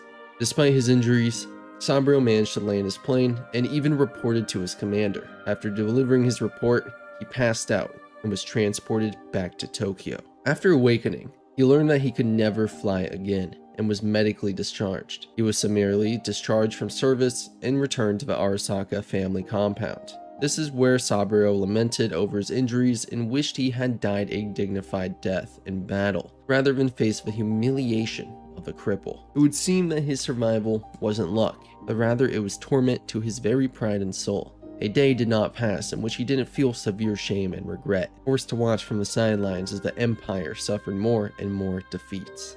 With the country in ruin and most cities destroyed by constant bombings, the Emperor broadcasted the Edict of Surrender and renounced his divinity on August 15, 1945. At this very moment, the once proud Saburo was overwhelmed in a swirl of emotions. He swayed on the edge of life and death, on the verge of seppuku, a form of Japanese ritualistic suicide by disembowelment. It was originally reserved for samurai in their code of honor, but this was also practiced by other Japanese people during the Showa era, particularly officers near the end of World War II, to restore honor for themselves or for their families. In this case, it was both. It was in this moment, under the cherry tree grove of the hospital, that he had a euphoric vision of his destiny, the wisdom of his father's actions, the Arasaka Corporation, that is, and all of its fortune and power was soon to be in his control. Power that, if wielded correctly, could permit a clever man to push Japan back towards a position of power from which it could dominate the world politically and economically. He understood within this vision that the children of Amaterasu would prevail, not under the now falsified empire, but instead a new deity, commerce. He envisioned a Japan rising above the humiliation of losing the war and becoming an economic powerhouse. In this realization, Saburo drew the half-inch of his dagger from his abdomen. The vision had saved him. He then returned to his household that very night to manifest what he had seen. He began his pursuit of knowledge, studying all matters of business, politics, economics, and history. Furthering this, he continued his study while attending Todai University, anything to provide him and the power of Arasaka an edge on the competition. In 1960, his father, Sasai, died, allowing Saburo to finally step in as head of the Arasaka Corporation. At this time, however, it was still a relatively small company that had just re-established itself in international commerce. Saburo continued the task of slowly retrieving the capital and resources kept secret during the war by his father.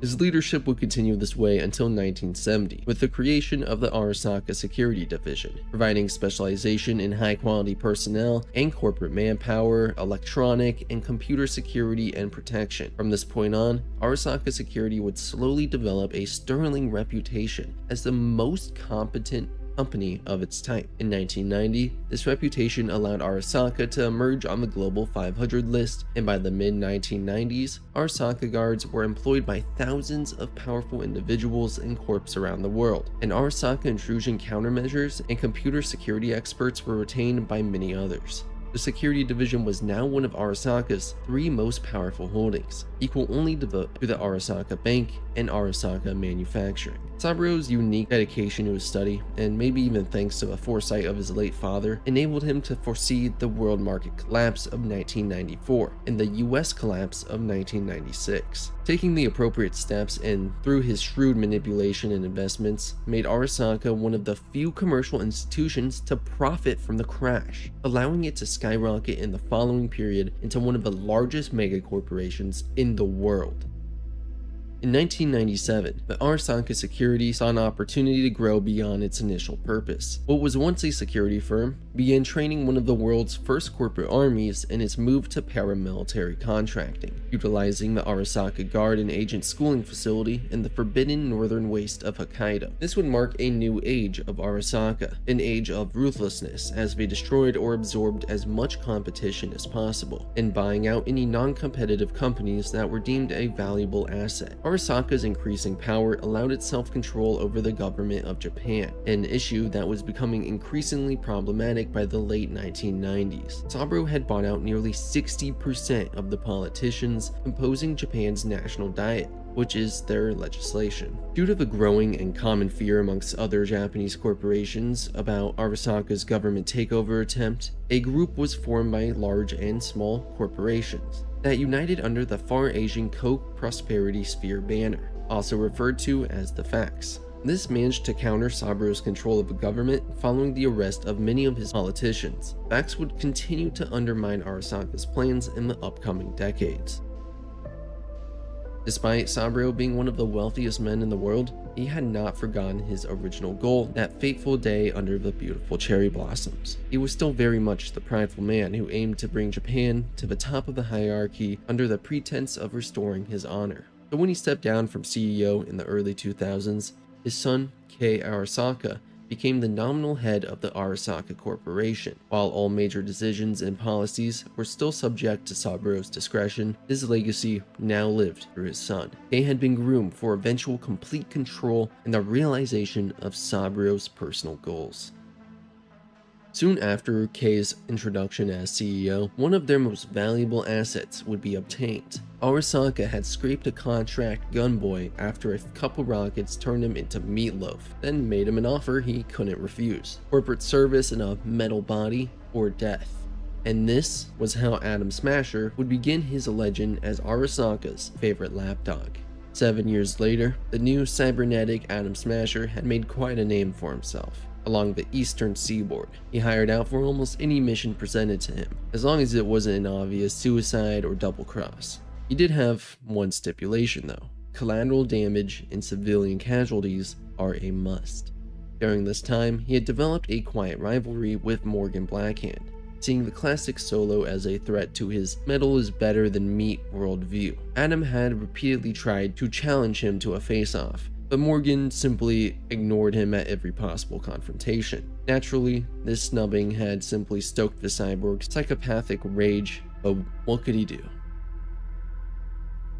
In 2013, Arasaka would kidnap Alt Cunningham in order to obtain the Soul Killer program she had allegedly developed. Her input, Johnny Silverhand, didn't take kindly to the kidnapping, or having his guts spilled all over the alleyway in which it took place. So he led a riot at the base of the Night City Arasaka HQ, and managed to kill the CEO of the American branch, Toshiro, though he was unsuccessful in getting Alt Cunningham back, as she had unknowingly been trapped in the Arasaka network and assumed dead. Following this incident, Arasaka's MO would essentially be obtaining, upgrading, and abusing the Soul Killer program.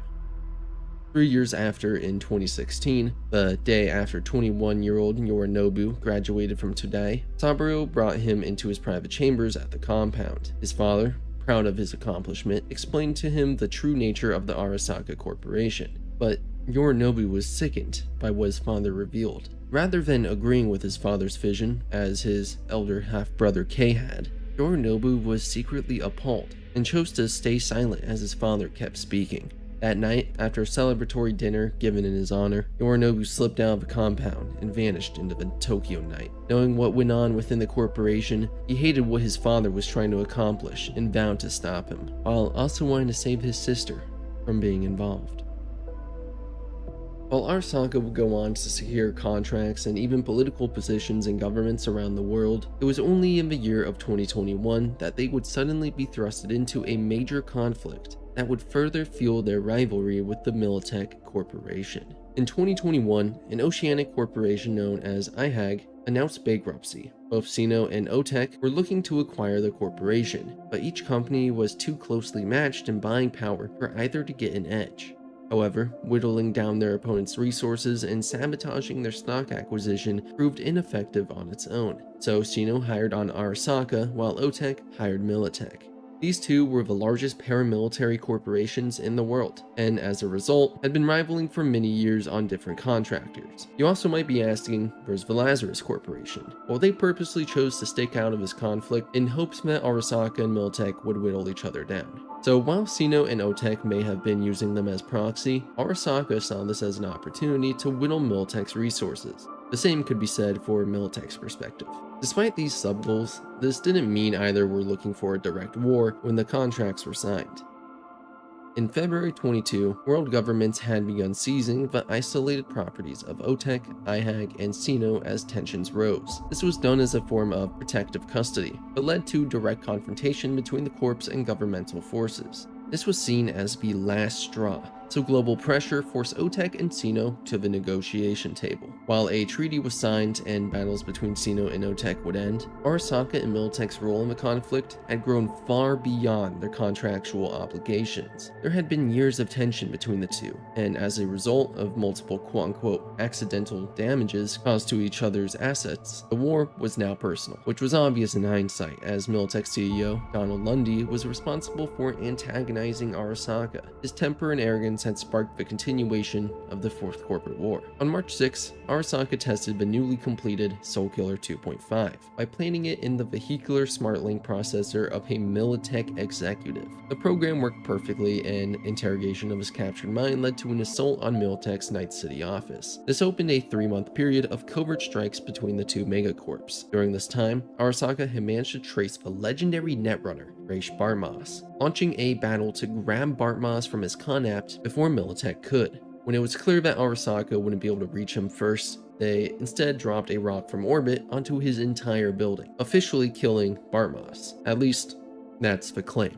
This conflict sparked quickly from a shadow war to a hot war, culminating into a final attack by Militech on August 23, 2023. During which several strike teams were tasked with the destruction of the Reliquary database, the erasure of the Soulkiller program, and just overall handling the enemy forces. During this attack, 2 shocking discoveries were made. An engram and data file of Yorinobu Arasaka in the storage core of Soulkiller, but more disturbing was what was found in the adjacent room. It appeared to be some sort of cloning facility with a neural uploading system hooked into the Soulkiller storage core, equipment that seemed to be used, with tissue samples labeled Alt Cunningham 02-17-2013 and Yorinobu 09-23-2022, as well as several others.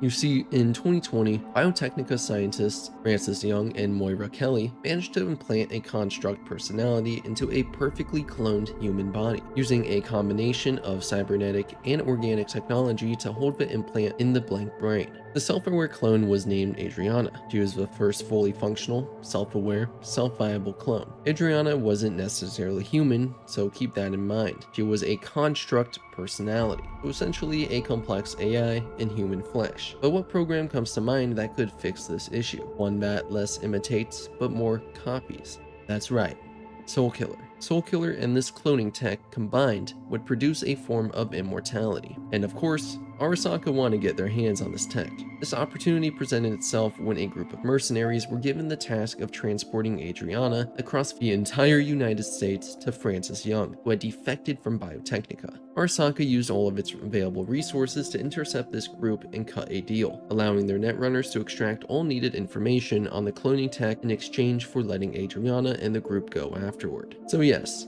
that cloning tech found in the Night City HQ is very real, and very much not their own R&D, but it wasn't going to be in their possession much longer. An ongoing data crash and soon-to-be nuclear explosion was about to make sure of that. So the nuke was set, a battle between Morgan Blackhand and Adam Smasher ensued, and the rest of the team extracted as the explosion went off under the two solos. The end of the war saw the death of Kei Arasaka at the hands of Spider Murphy as she pursued destroying all traces of Soulkiller, alongside the destruction of the Arasaka HQ in Night City, initiated by a mini nuke planted by a Militech operative team to destroy the reliquary database. President Kress blamed the explosion on Arasaka and further demonized Arasaka to accomplish her own interests. As a planned result, Arasaka's charters to operate in the US were immediately revoked, and its assets either seized or driven offshore.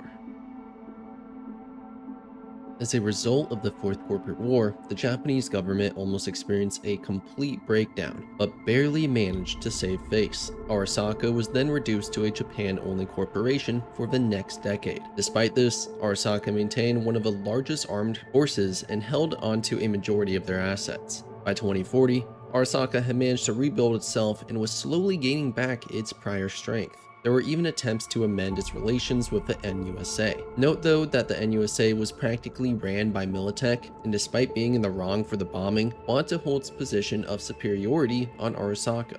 This changed when a media named Trey Santiago exposed the big lie, a deception created by President Kress to blame Arasaka for the 2023 bombing, exposing Militech and the NUSA as the source of the mini-nuke, driving Night City to then realign itself with Arasaka. Despite this success for the Arasaka Corporation, there had been an internal power struggle going on since the 2030s. Secretly, Saburo had been spending most of his time in med tanks designed to regenerate organic tissue, while investing heavily into bioengineering and mind-preserving technology. That would be his answer to eternal life. This, of course, is the reason Saburo had managed to live well into his hundreds. As of the 2040s, there were three major factions struggling to achieve control of a company, hoping that the aging Saburo would eventually hand the crown over to them. Though of course, nearly everyone was unaware at just how hell-bent Saburo was on remaining both alive and in control. The factions are as follows. The Kiji faction, led by Hanako, the only daughter to Saburo. It was basically a continuation of the main line. Saburo controlled regime, but Hanako was more interested in her netrunning experiments than in gaining power. The Kiji faction is mostly trying to maintain the corporation according to Saburo Arasaka's sweeping vision. As a highly skilled netrunner, Hanako was one of the few who grasped the true meaning of Alt Cunningham's work. She particularly worked on a revised version of Soulkiller, with the aim of transferring engrams into clone bodies. In contrast, previous versions of Soulkiller were warped by Arasaka to be used as weapons. This later became the Secure Your Soul program. The Taka faction, led by Yorinobu, Saburo's second son. Yorinobu remained the rebel who opposes the other factions to his own ends. Thought to have been soul-killed by his elder brother Kei, it turned out that the person who ended up under the probes was a body double. Yorinobu made sure that during the Fourth Corporate War, he was impossible to find for this very reason. He found himself in this position after the death of Kei, in which Hanako helped Yorinobu be accepted back into the family. But as long as his father, Saburo, or the Kiji faction are in control, he will still be out there trying to bring about its fall, albeit at a different angle than previously.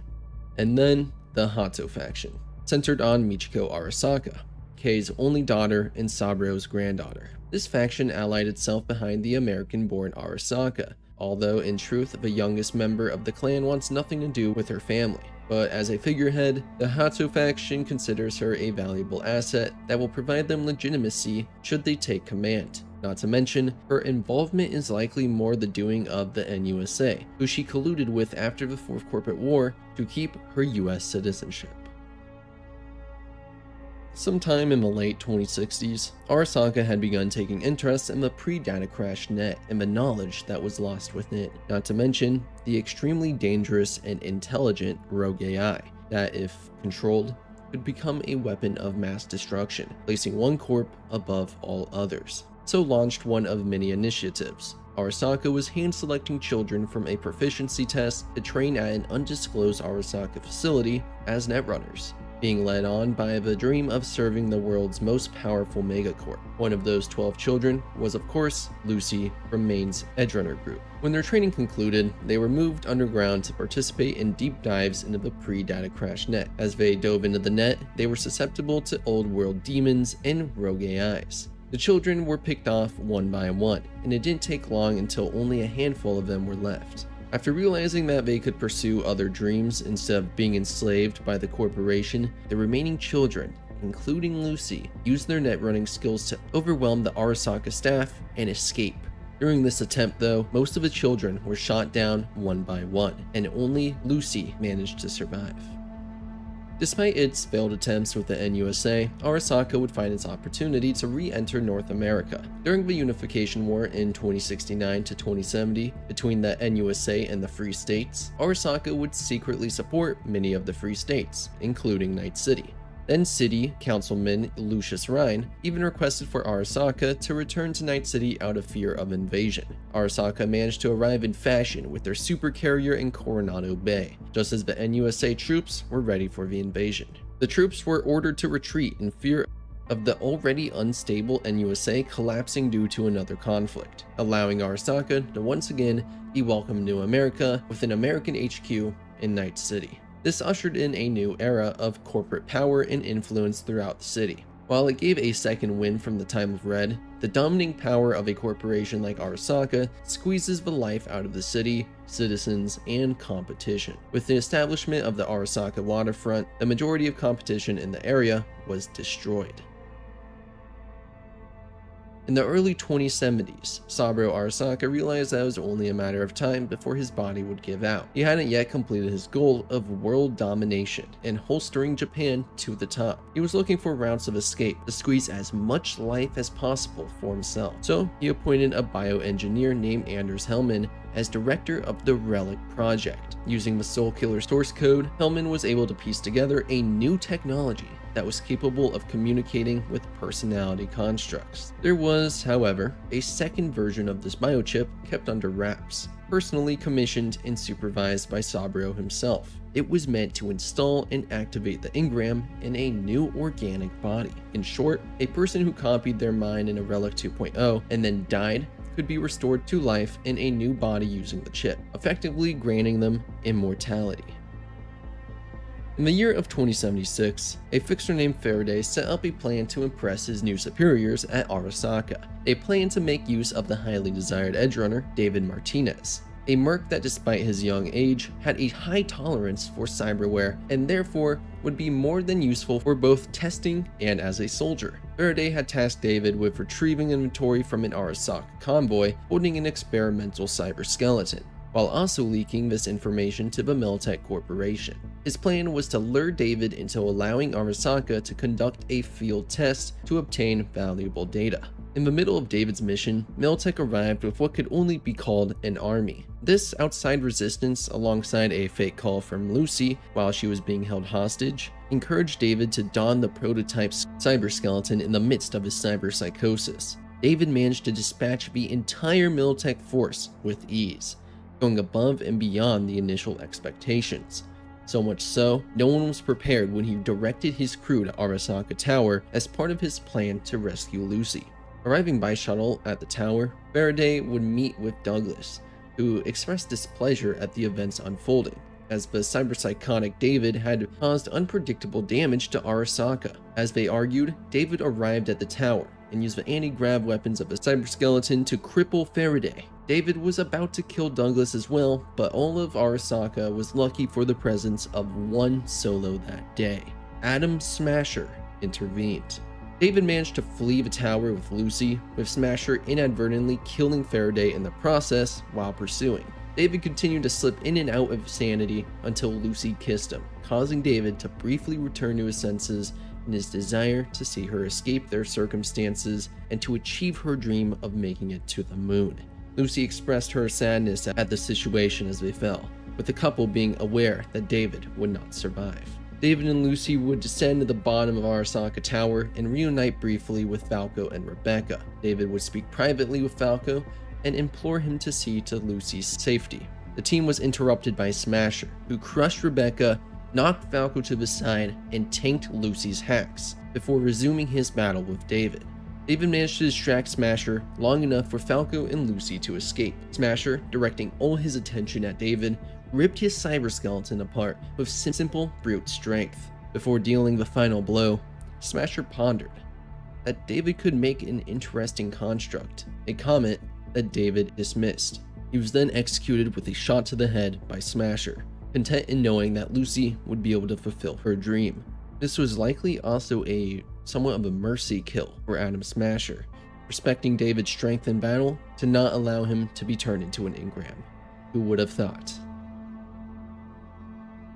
In 2077, Militech operatives discovered a mass driver under a legal operation on the moon, owned by yours truly, Arasaka. The ESA was the only organization allowed to operate and own these mass drivers, so Militech tipped off the ESA Council in order to impact Arasaka. This ended up backfiring. In fear of the Japan branch, Arthur Jenkins ordered that the members of the council be flatlined to cover his tracks. This got him executed by Arasaka.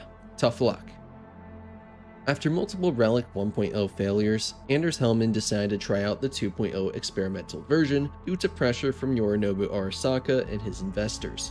With a long list of VIP engrams ready to be used due to Soulkiller being used in secret, Hellman decided to put Johnny Silverhand's engram on the new version of the Relic, due to the belief that the experimental version would fail and would destroy an undesirable engram like Silverhand. In Tokyo, Arasaka finally introduced its Relic project to the world, advertised as a means for buyers to preserve a copy of their personalities for future generations to interact with. The tech was extremely expensive and exclusive to the 1% who could afford it. Saburo continued serving as Arasaka's CEO up until his death at the hands of Yorinobu. His death was covered up as an assassination through poisoning, while Yorinobu became the new CEO. Not everyone within the corporation necessarily agreed with his leadership, so many were considering backing Hanako instead. During this time, tensions between Arasaka and Militech were rising, mirroring the conflict of the Fourth Corporate War. Ongoing corporate sabotage could possibly lead to another war, a fear that many shared, and is reasonable in the face of the President's shuttle being shot down and Militech's movement into Dogtown. After Yorinobu successfully rescued his sister Hanako, an emergency meeting for the Arasaka Supervisor Board in Night City was called. Top executives from Tokyo, Paris, Shanghai, and more all met in Arasaka Tower of the American Division HQ. Yorinobu had a plan for a military coup that would give him and those loyal to his faction complete control of the Arasaka Corporation. Yorinobu, despite now being CEO, had never changed his goals or outlook. He had always been the rebellious Arasaka that wished to take the company to the ground. The year is 2003. In the dead center of the Second South American conflict of North Venezuela, sprinted a U.S. Army Special Forces Lieutenant Colonel by the name of Emil Lazarus. This was, however, not a day of conditioning and leisure waiting for his next orders. He was in the thick of not only tropical mud, but a war zone that rained mortar shells onto his position, casting shrapnel with every explosion. The air was opaque with rain, making it difficult for Emil to navigate his only chance at survival. What mattered most was he could now make out the shape of a sandbag entrance directly in front of him. He dove behind cover, into the safety of a bunker held by his allies, just barely avoiding the ensuing hail of small arms fire that erupted from the tree line. Seconds later, his own troops began answering in kind from the bunker. What he now found himself in was an advanced base he had dropped in only a week before, along with a company of airborne troops, to reinforce and take command of the base and its depleted battalion. He was told that amphibious forces landing at Ports de la Cruz would reach the base within days and secure the area. In the meantime, air support was to be available on demand. The week had passed, yet the promised amphibious troops had bogged down in heavy fighting in Barcelona City. His advanced base was alone and under vicious attack. He had no other choice. Emil Lazarus grabbed the nearest CelluComm.net phone receiver from a young, wide-eyed operator. He punched up the brigade air support net and spoke in code. 4-comm Frisbee. 4-comm Frisbee. This is Grasshopper. Over. In reply, a 5-second eternity of nothing but satellite hiss. Lazarus yelled into the handset over and over, yet only received silence. He swore and reached for his next best option, a CommNet selector, meaning to break orders and switch directly over to the Naval Air CommNet. In this moment, his hand was jolted by a crackling voice. There's a flurry of distortion as the military CommNet computers struggled to overcome the satellite jamming signal. Say again, Grasshopper. This is Frisbee. Do you copy? This was the reply he had been waiting for. Relief swept through Lazarus as he got his message in order. Yes, this is Grasshopper. I copy. It's about time. I need air support. We got at least 5 companies of Venezuelan regulars in the tree line off our south perimeter, requesting air AP delivery ASAP. Grid coordinates as follows. Grasshopper, be advised. Repeat. Grid coordinates as follows. 6-3 marks. Grasshopper.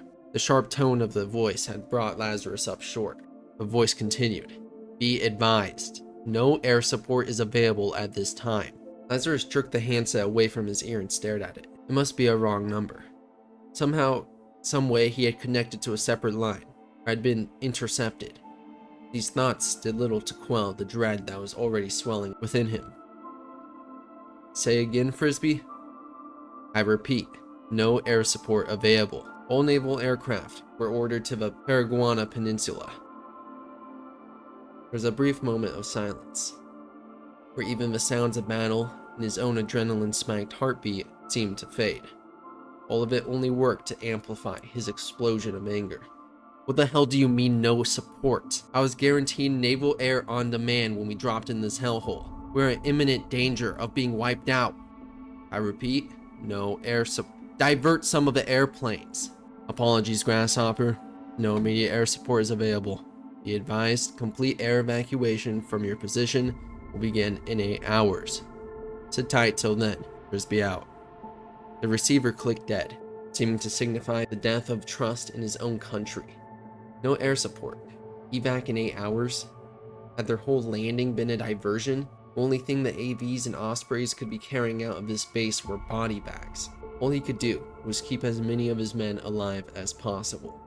So, he unslung the unreliable government-issued FN-SAF assault rifle and strode out of the bunker. 8 hours later, Lieutenant Colonel Emil Lazarus and 37 other survivors were airlifted out. 512 dead were left behind. Say what you will, but Lazarus was no pushover. He had graduated top of his class, and his advancement in the army had been rapid as he distinguished himself in a number of operations. Even after the debacle in Venezuela, Lazarus could never forsake the life of a soldier, nor could he forget the sense of betrayal and abandonment he felt towards the United States government, or his resentment at the incompetence that had riddled the American military forces in South America. He followed this disappointment with a resignation. This was a sentiment he didn't share alone. The majority of those enlisted during the Second Central American War felt the same exact betrayal and disappointment. Those who were previously prideful and loyal to the USA now felt only hatred. Even well-renowned rocker boy Johnny Silverhand felt the devastation left behind by the conflict. Realizing the war was run by a corrupt and manipulative government, he was one of many to desert the military and turn toward a life of rebellion. Lazarus, while not for the flailing US government, wanted to continue being a soldier. His experimentation with mercenary organizations only fed him further ineptitude and disappointment, while those, like the famed solo Morgan Blackhand, would choose the route of serving for a corporation. Lazarus could not think of anything worse. So, he returned to the US in 2008 from his failed journey. Around the same time, a wealthy businessman by the name Nelson Katsoulis would set out to create a mercenary organization that could offer a variety of high-quality services. This was in response to second-rate mercenary forces of that time, when quality tended to be low, and most corporations that licensed military forces did it as an afterthought, reserving their best men and equipment for strictly in-house use. Katsudulis hired a marketing firm to do a survey, and the ultimate judge was that a dedicated military contracting organization would be financially viable. Despite having the money and statistics, he knew nothing about how to lead a military force, so his first acquisition would have to be a military expert, one who could oversee the recruitment, training, and equipping of a fine military force. After surveying and file reviews, Emil Lazarus would be selected as chief military consultant with, of course, an unknown offer he couldn't refuse. Since Lazarus was a military coordinator and an honored war hero renowned in military circles, his was the name that went on the letterhead, while Katsudulis remained a silent partner who would take care of corporate finances. Thus was born the Lazarus Military Operations Group, or the Lazarus Group for short. By the year 2010, the first training facilities were built. Thanks to a marketing campaign sweeping the nation for several months, anyone who thought he or she had the guts and the fortitude for a life of military adventure was encouraged to check out Lazarus. The first group of recruits to be filtered through consisted of 5,000 trainees who received 8 weeks of training from experts in equipment and tactics. Much of the equipment used by the Lazarus Group would actually come from its competitor and ally, Militech, from whom the Lazarus Group would purchase millions of dollars worth of equipment annually going forward. The result of a mutually beneficial exclusivity/endorsement contract with Militech, meaning that Lazarus uses Militech equipment whenever possible and makes sure that the equipment is visible in ads and films of Lazarus combat actions, and in return, the group receives Militech's typically high-quality merchandise in bulk for a substantial discount. Soon enough, the Lazarus Group began contracting only 8 weeks after the first recruits arrived at the main base in Montana. Operations were small at first, with teams of the more experienced Lazarus mercenaries licensed out to run some extractions and other black operations for contracting corporations, while recently graduated Green troops were hired for some international urban peacekeeping missions and reinforcements. The success and efficiency ratings of the Lazarus military teams were extremely high, and a reputation for fine service, confidentiality, and value began to grow. The organization went on to participate in the Central African conflicts of 2013, urban unrest of 2014, Third Corporate War of 2016, and European brushfire wars of 2018. Since its inception in 2010, the Lazarus Group had grown consistently throughout these conflicts. Though it had crossed some swords with corporations such as Arasaka, Net54, Orbital Air, and even Petrochem, it was proving to be much more financially lucrative than initially expected. It was even the most successful and largest military service contracting organization in the world as of 2020. The period of history from 2021 to 2025 would see one of the largest world conflicts at play, the Fourth Corporate War, a global conflict between the two Aqua Corps, Sino and OTEC, who later hired Arasaka and Militech respectively to fight on their behalf. Despite the Eurobank stepping in and stopping the war, Arasaka and Militech continued past their now cancelled contracts, running increasing amounts of covert ops on each other, losing personnel and property. At this time, Lazarus had remained the largest corporate mercenary force of the 21st century, even above Militech, who held the title of dominance in military production. Their expertise were so sought after that Militech directly hired on James B. Woodland from Lazarus, arguably one of the best naval commanders the world had ever seen. It was during this shadow war that the likes of Militech and Morgan Blackhand would hire on additional support from the Lazarus Group, allowing itself an ocean war team that would have a certain deniability from themselves. Things began to change in June 9th, 2022, when the hot war would begin between Arasaka and Militech. Decades of bad blood between the two corporations had finally come to a head, No more saving face or pulling punches were involved. It was an all-out war between the two corps. The Lazarus Group found itself in a bit of a situation as a result of this escalation. There is now a choice being forced on them, to fully commit to the war or sit it out. In response, a briefing was called into action in the Officers Club of the Lazarus Military and Strategic Studies Foundation. The head of the foundation, Dr. Robicon, presided over the assemblage.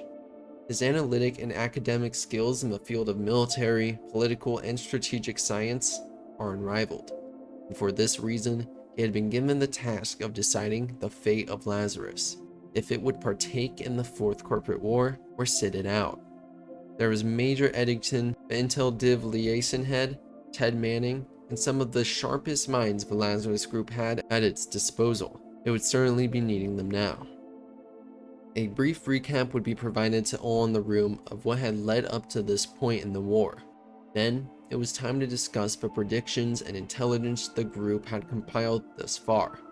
The general consensus of the Lazarus Group and those outside of the warring corps was that Militech and Arasaka were locked in a war over pride and ego. The two were essentially committing financial suicide, aiming to attack each other's assets until one was grinded into submission. It was wholly more likely that both would be forced into financial disaster without benefiting at all from the war. Colonel Llewellyn saw the war as a decision on which leader would win, Saburo Arasaka or Donald Lundy. He personally held worries that if a war went on due to Militech's lower supply of soldiers in the conflict, the world would smash Militech and Lazarus would be caught in the overkill, possibly being forcibly integrated into the United States Army through nationalization. He urged for action to shut down the war through the brute strength and numbers Lazarus held over the two corporations. They had more troops than Arasaka and Militech combined, and the logistics to support a blitzkrieg around the world. The room had fell silent to consider what he had said. However, Ted Manning was a man of statistics and objective truth. He ran a crawl up on the large screen they had been using to discuss intel, showing the various contracts made in the past 6 weeks. Each and every one of them had been a defense contract.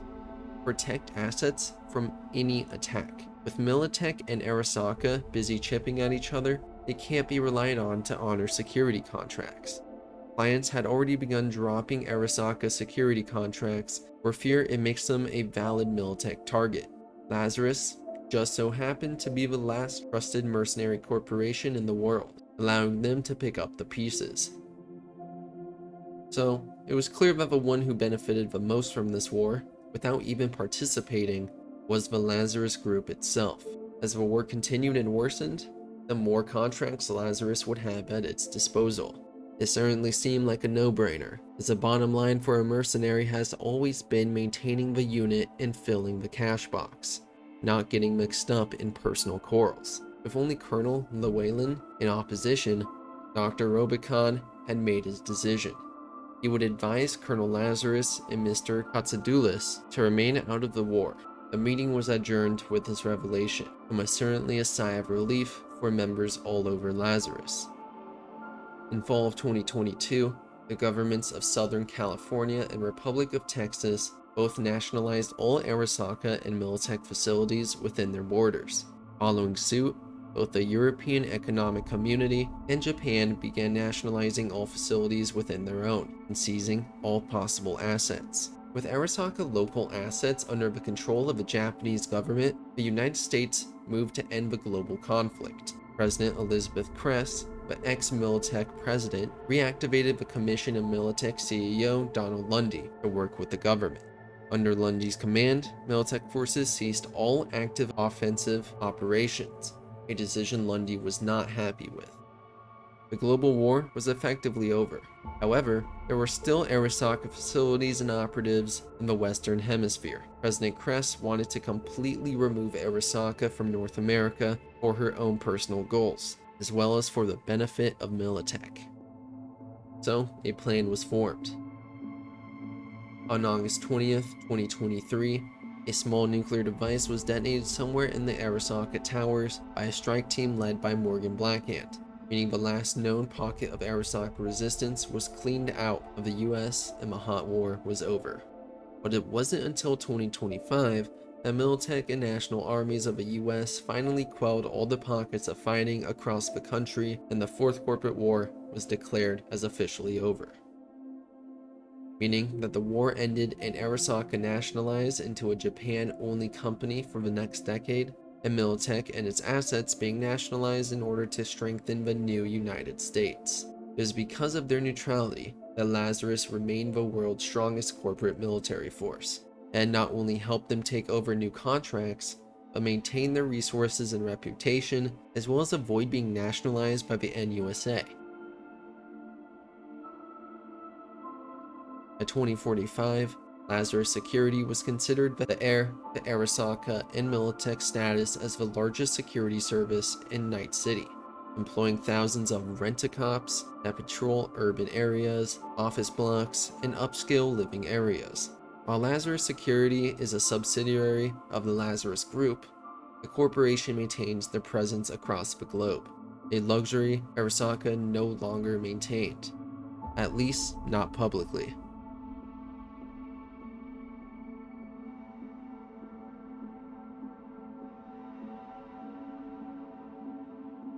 It's actually the period from 2045 to 2077 that seems to act as a black box to us. In this time period, only 2077 and its shards can be relied on to piece together the story. However, there's only one mention made of the Lazarus Group. It can be found in a WNS article, reading, "An investigation is underway into the cause of a mysterious shootout in Japantown. According to sources, the NCPD found the body of Lazarus agents on the scene. The lone survivor claims that the attacker was a portly man with the black cyberarm." End quote. While this article doesn't tell us much, it at the bare minimum confirms that Lazarus is still present within Night City and 2077. This overall article has been speculated since launch to be about Morgan Blackhand. I find as we inch closer to Phantom Liberty that it might actually be Kurt Hansen, the leader of Dogtown's militia. He definitely fits the description of a portly man with a black cyberarm, much more so than Morgan Blackhand, who Mike Pondsmith has stated is actually much thinner by the year of 2045 and on. So this definitely sets up the possibility that Lazarus appears within the new expansion, going on the assumption that this attacker is Kurt Hansen. It would mean that Lazarus has possibly been contracted by Militech or Night City as further help.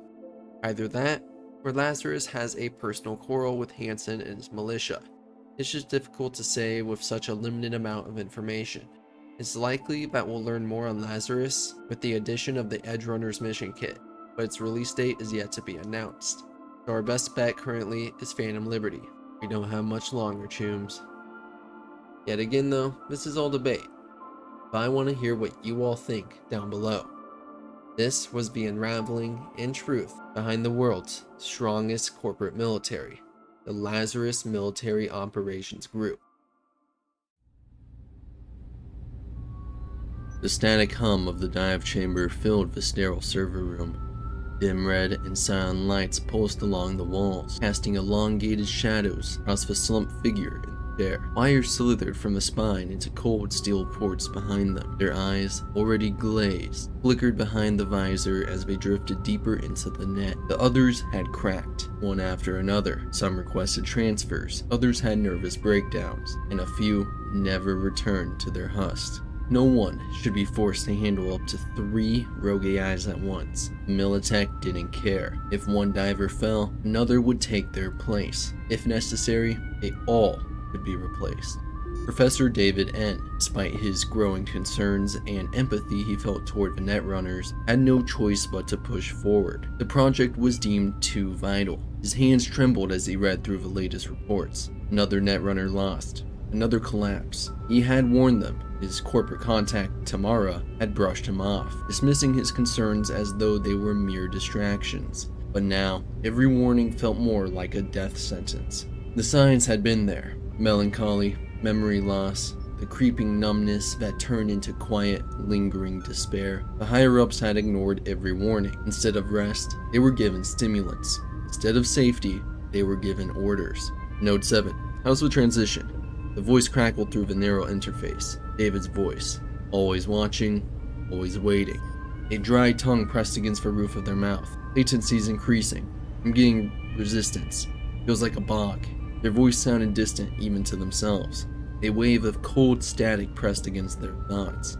That's expected, David replied, his tone flat, portraying none of the internal conflict he felt. Proceed. The net around them was a mess of shifting, broken constructs. Fragments of the net corrupted by the very entities they were here to trap. Rogue AIs had made this place their home. Militech thought it could control them. They were wrong. They waded through the floating shards of black ice, past flickering data towers that pulsed with trapped energy. There, up ahead, 3 entities, jagged, shifting geometries that pulsed with an intelligence beyond human comprehension. Their forms twitched unnaturally, their edges fraying into distorted pixelated voids. Initiating snare protocol, they whispered, fingers moving through the holographic console before them. A lattice of digital threads shot out, winding through the void, seeking purchase on the rogue AIs. The system pulsed red as the snare locked onto 2 of them. The third hovered, observing, motionless. Node 7, increased stabilization. David's voice crackled again. You're losing the third. Breath came ragged, fingers twitched. They weren't losing the third, it was waiting. A deep, hollow sound rumbled through the net, something between a chime and a death knell. The rogue AI surged forward, not attacking, but invading. Abort! They shouted, feeling the flood of raw, unreadable data surge into their mind. They scrambled to sever the connection, but their hands no longer responded. Their commands turned to gibberish. Node 7, what's happening? Dave's voice was now tinged with panic. The body convulsed in the real world. The medtech scrambled, alarms blaring. David stood frozen, fists clenched, his chest tight. He wanted to shout for them to pull the plug, but it was too late to help. Inside the net, the mine unraveled. The rogue AI's tendrils coiled through icons, rewriting, consuming. The last thing they saw was the shifting digital husk of the AI, something that now looked disturbingly human. And then, darkness. Back in the dive chamber, blood streamed from their nose, their mouth, their eyes. They slumped forward, the visor cracking against the steel of a console. Their body twitched once, still. The alarms continued their wail.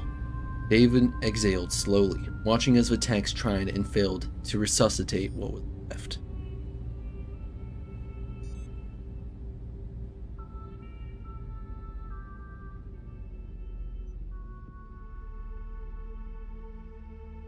If you've ever ventured to the outskirts of Night City, specifically the Badlands, you've undoubtedly seen Militech's unmistakable green and yellow clad groups, marking the territory of one of the world's most powerful military corporations, Militech International Armaments, a name that echoes through both the streets of the NUSA and across the globe. Though they remained relatively dormant until the events of the Phantom Liberty expansion, they are undeniably one of the 3 largest military powers in the world, standing shoulder to shoulder with Arasaka and the Lazarus Group. While Arasaka controls global security, and Lazarus is known for military contracting, Militech has become the world's foremost manufacturer of weapons and military vehicles. With facilities spanning every continent, Militech's reach is vast, though as with all megacorps, their influence extends beyond just military hardware, with their fingers in many other pies. So, we've seen Militech's troopers, equipment, and agents in action, but who's behind it all? What's the story of Militech's rise to power? And what fuels its ongoing rivalry with Arasaka? Without any further delay, let's uncover the truth of Militech International Armament.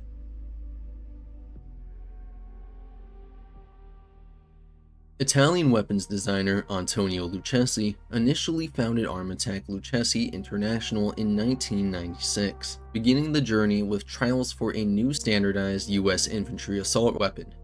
Just like many founders of the 20th century, Antonio found success in the midst of ruin. Despite ongoing bankruptcy and recovery efforts from the economic collapse of 1994, the US government had decided it was time to replace the M16A2.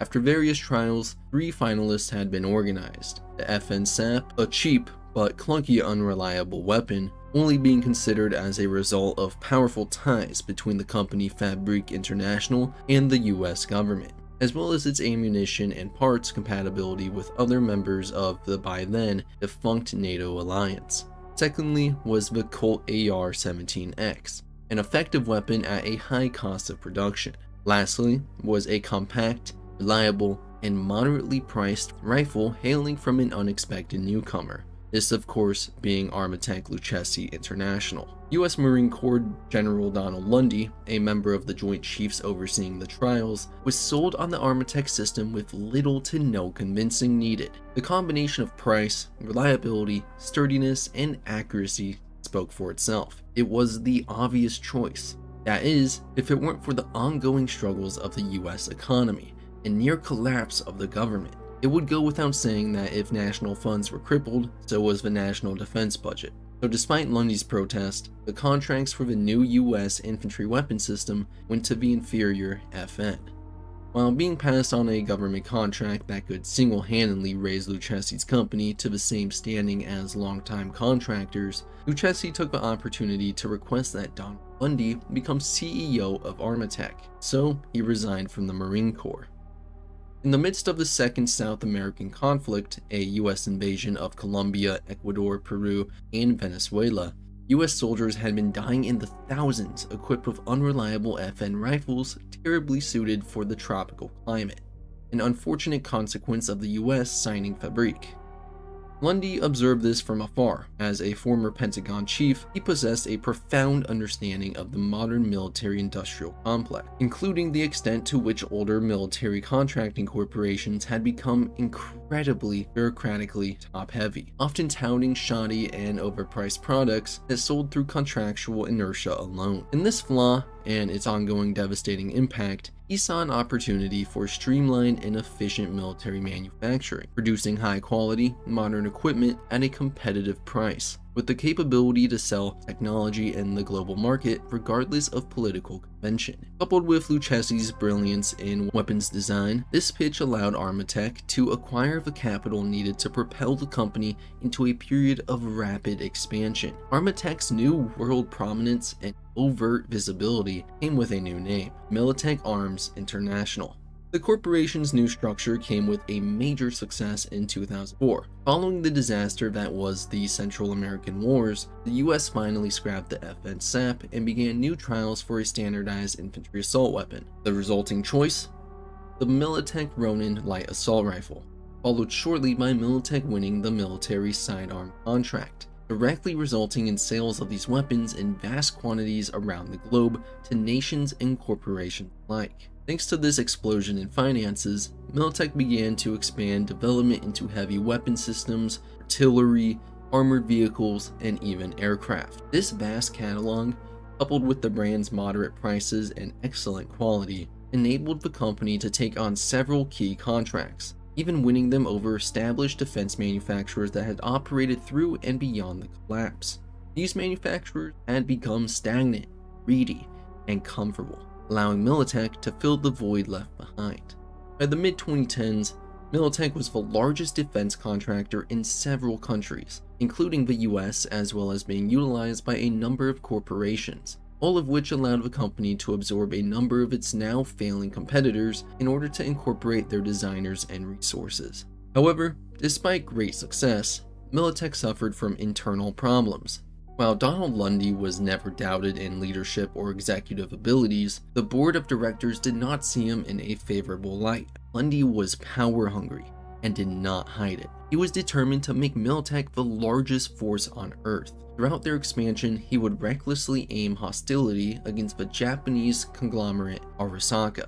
This rose tensions between the two megacorps, with many fearing a war could break out. These decisions left the various members of the corporation in disagreement. Even Lundy's friend and ally Colonel Emil Lazarus did not favor this choice of direction, an opinion that shouldn't be taken lightly, especially on a professional standing, as the Lazarus group had become the world's most prominent corporate mercenary force, even above the likes of Arasaka and Militech. But this tension and power struggle wouldn't simply vanish. And so, one of the many initiatives to sprout from this fear was Project Cynosure. a grand undertaking of AI research to rival the likes of Arasaka's flagship digital weapon and virus, Soulkiller. All of which was to be facilitated within Sinoshore's Site C, one of the many sectors constructed beneath Pacifica. The goal wasn't to create their own AI from the ground up, but use neural adaptive technologies to capture presumed rogue AIs, and to harness their capabilities for their own goals. Militech, while having the obvious armed personnel, netrunners, researchers, etc., also employed the use of the Militech Cerberus to help around the facilities for research and technology. This machine was one of the most advanced robots at the time, thanks to its unbreakable armor and subsystems for AI models.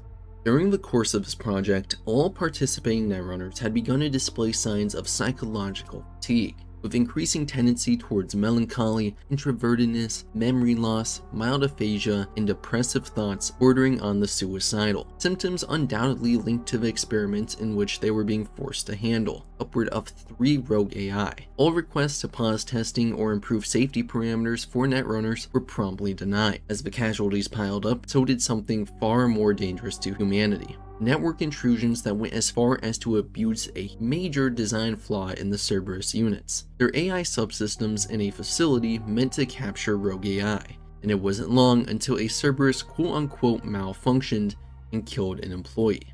The drugging of employees, high fatality rate, network intrusions, legality, and various factors in the outside world surely led to the project being abruptly closed down. But no official reasons were ever disclosed. By 2020, an ex-president of Militech, Elizabeth Kress, became the president of the United States, benefiting to no surprise, Militech. In 2021, during the escalation of conflict between rival Aquacorps, Sino, and OTEC, Militech's defense forces were contracted as supplementary support for OTEC, as well as to provide advisors, weapons, and supplies. Initially, Militech's ambitions in this conflict remained neutral, and avoided direct conflict with Arasaka, who had been signed for Sino. However, Donald Lundy turned what was meant as advertisement and demonstration of their defense services to a world market into a matter of pride and a personal vendetta to defeat the Japanese in Saburo Arasaka. Lundy considered Militech to be at war, and being a soldier for much of his life, could only view Militech's victory as Arasaka's utter defeat, an important stance that would be self-destructive later in the war. By the end of 2021, both OTEC and Sino were engaged in naval warfare, both above and below the surface, as Arasaka and Militech moved into position and conducted early covert operations. It was in January 2022 that rumors began to spread that Morgan Blackhand had signed with Militech for the Fourth Corporate War, which is exactly what had happened. Militech had coaxed him into the fray, at a cost that exceeds even 3 covert ops teams. During this time, the war was still between Oceanic Corps, OTEC, and Sino, but the world-renowned professional was made acting director of OTEC security operations, a promotion Arasaka felt threatened by. In response, they would execute raids aimed at thwarting operations he was personally overseeing. They denied this, but an objective of theirs was to specifically see the removal or termination of Blackhand from the war. His outstanding performance up to that point had resulted in the failure of several ambitious Arasaka operations, so they had opened a bid for his contract. But ultimately, their restitution didn't convince him to part with Militech.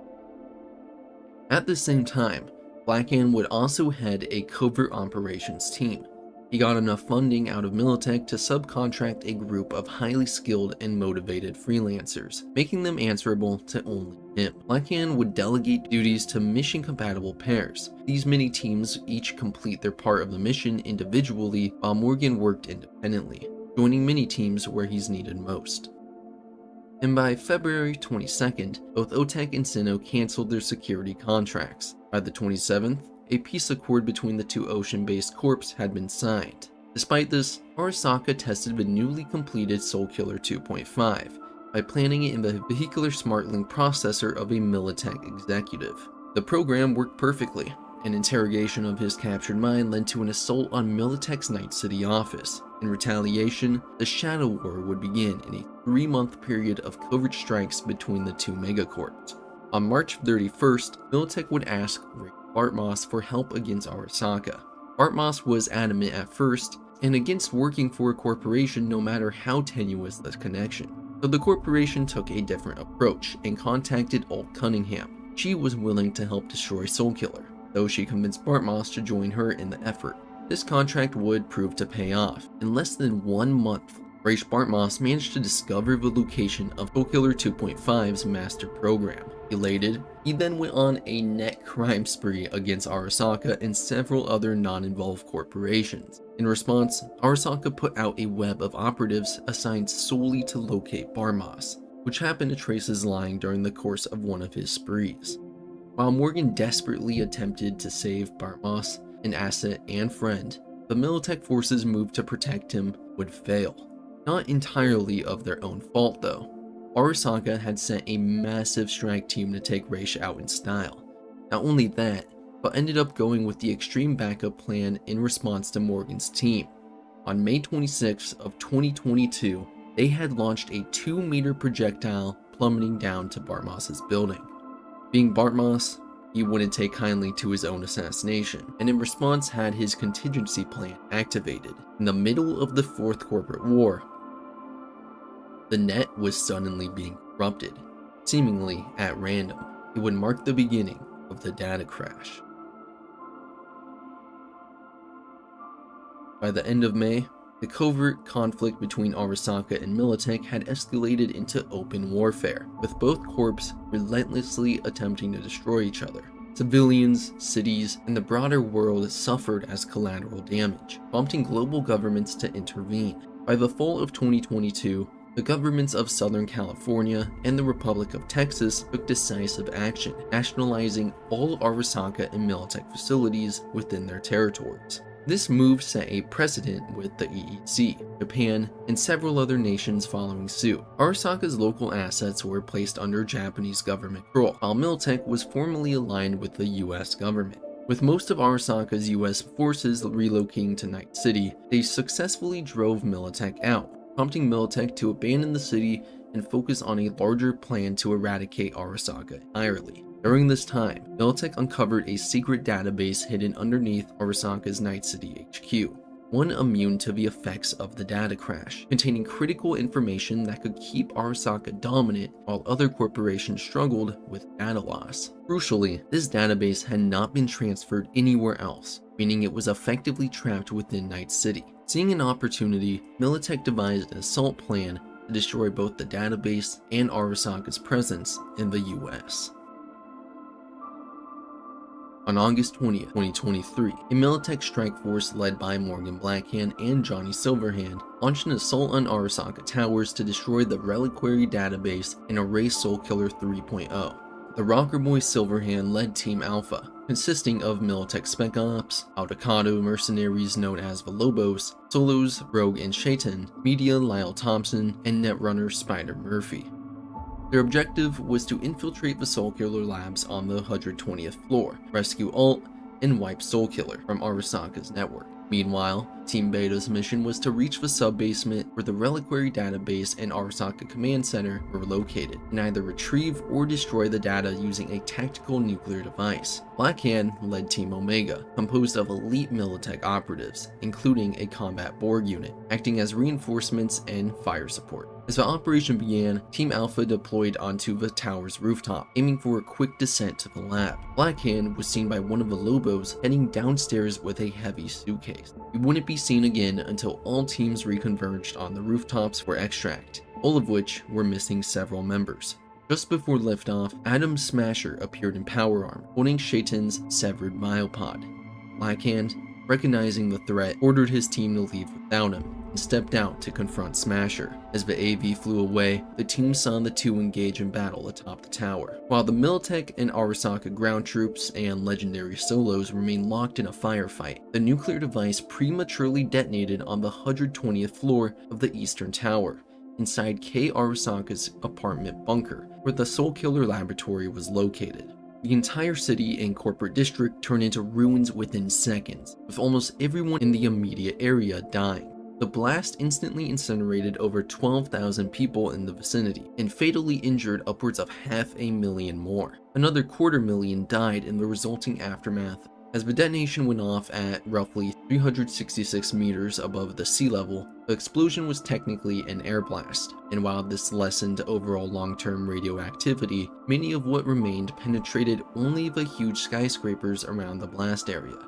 Since much of this metropolis was built on fill, and because the elevation was originally very low, the nuke caused a minor earthquake that liquefied parts of the fill and flooded the inner city.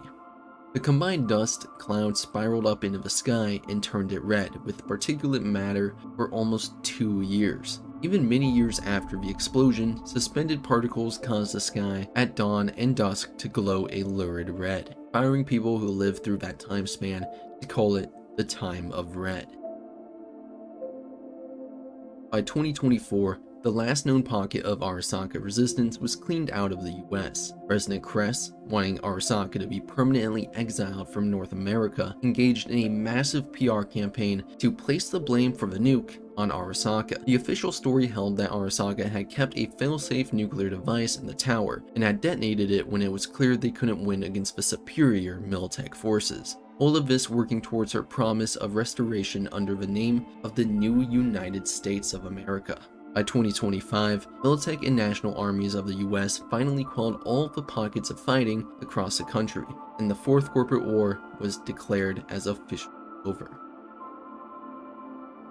Despite persisting rumors that Militech was responsible for the mini-nuke's detonation, press never addressed the concerns. Instead, she nationalized Militech and used them to strengthen their federal rule. Some of the most prominent and exonerated Militech officials were offered lucrative positions in the reformed NUSA Department of Defense. Even while Militech operated under the control of Washington, D.C. as a nationalized corporate asset, it was building itself into its former role as both an arms manufacturer and a mercenary army. Despite suffering heavy wartime losses, Militech remained one of the world's largest producers and sellers of Militech weaponry, as well as a major supplier to the reunifying new United States, while also being its largest customer. It had seemed by 2045 that the truth would never be revealed. Militech would remain evasive of any and all questions, alluding that they were responsible for the nuke, leaving only them and Lazarus as prominent military corporations in North America and even globally, largely thanks to Japan greatly restricting all Arasaka operations to their homeland. This facade, however, was bound to crumble. During the Time of Red, Rache Santiago, a young independent media, managed to obtain information about what truly went down in 2023, writing several exposés and books about the Fourth Corporate War and AHQ disaster. With this story published, titled The Big Lie, the deception created by President Kress and Militech to blame Arasaka was no more, driving Night City to realign itself with Arasaka.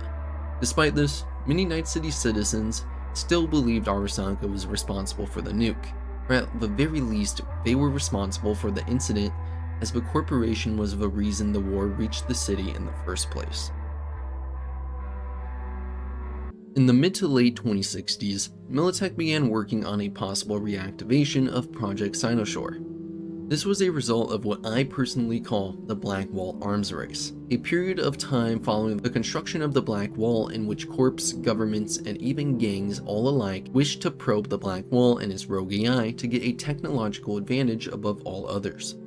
While this breached international law and corporate treaties, not to mention the other ethical concerns of rogue AI flooding the net, various affiliations continued to probe the outer reaches of the Black Wall. This specific project was headed by Militech research specialist Evan McRae and his co-workers, those named being Lisa Smith, Caesar Vihires, and the twins Aurore and Almaric, who were all sent as a team to access both Cynosure Site C and D. After settling into the facility and confirming their safety, the team established a connection to the old net.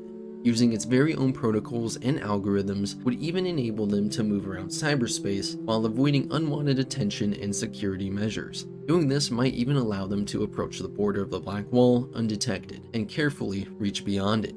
Though of course this had to be done with precision, as to avoid raising the suspicion of Netwatch. Lisa Smith, a netrunner, successfully established contact with the BlackWall using the bunker's infrastructure, but the AI immediately attempted to breach security through her neuro interface. The team quickly responded by shutting down sections of the bunker to prevent the BlackWall from gaining control over the core, ultimately stabilizing the situation and ensuring Lisa received medical care. Despite the apparent danger, Dr. McRae insisted the project continue, believing the BlackWall's actions were an attempt at communication rather than an attack. He proposed a series of controlled interactions to further investigate its nature. Meanwhile, the Militech board, possibly fearing the unknown consequences of their work, decided to abruptly shut down the research once again. Dr. McRae was outraged, but Militech remained firm, warning that the risks were too great. The decision left lingering questions. Was the shutdown due to a reassessment of the dangers, or had rival factions like Arasaka or Netwatch intervened? Although Militech abandoned this particular project, they continued AI experiments elsewhere, including human-AI fusion, as seen in No Coincidences.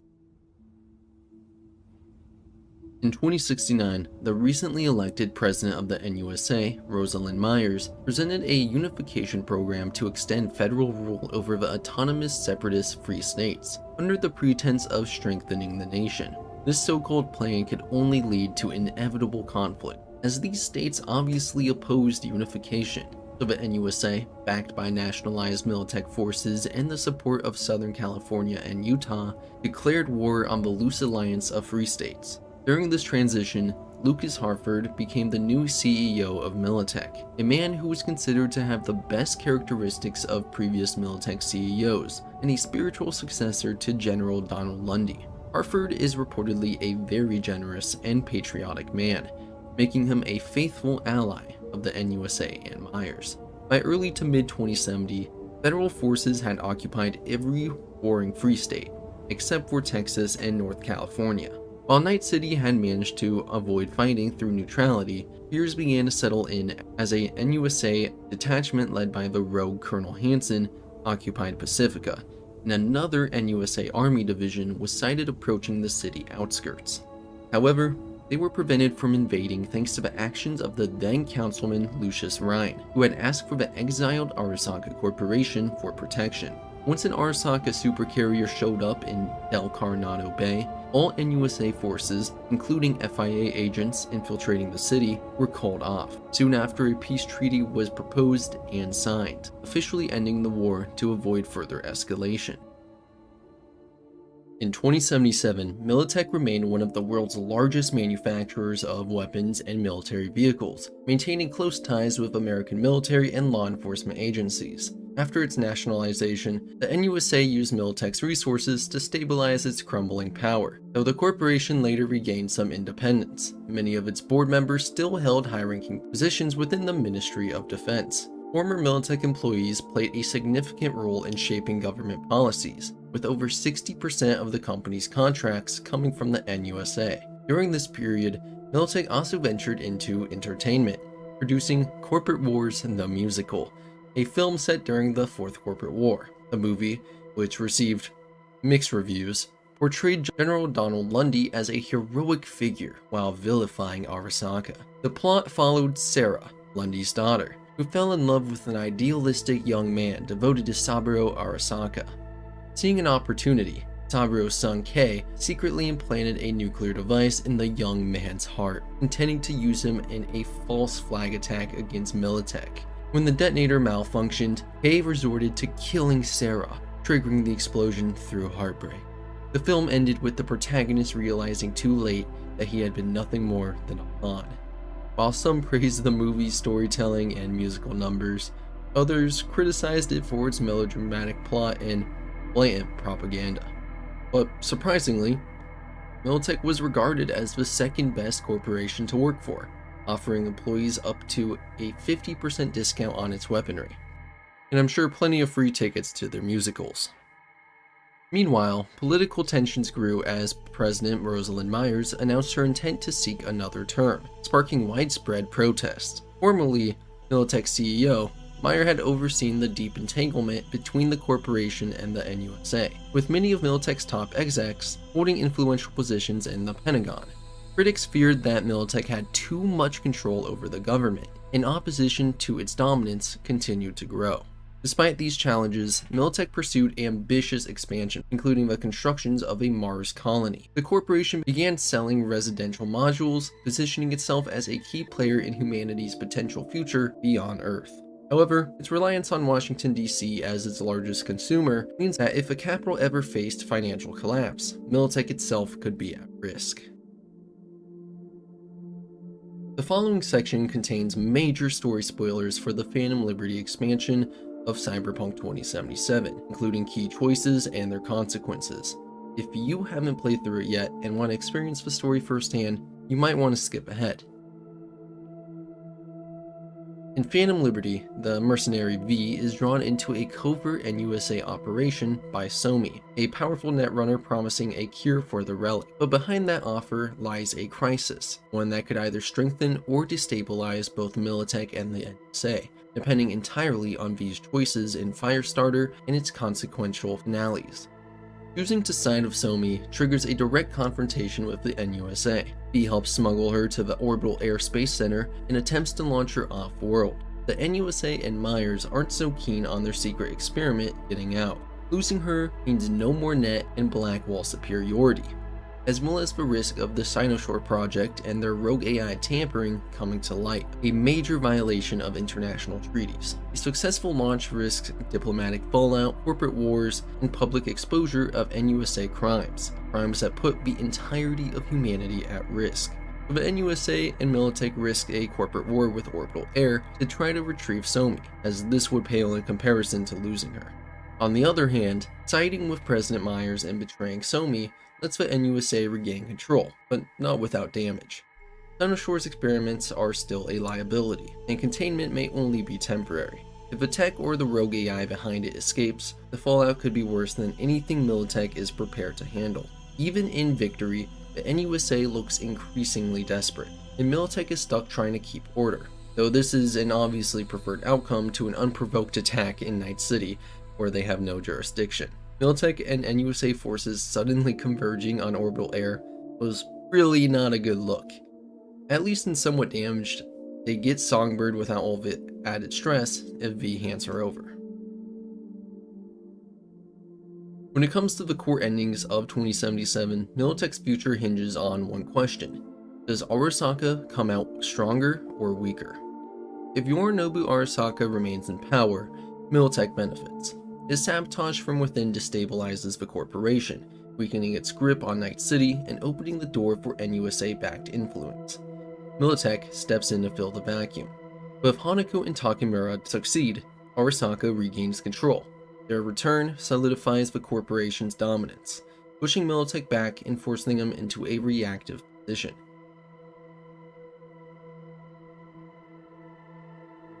In the tower ending, we're given a unique glimpse into the future of Night City, one no other ending offers.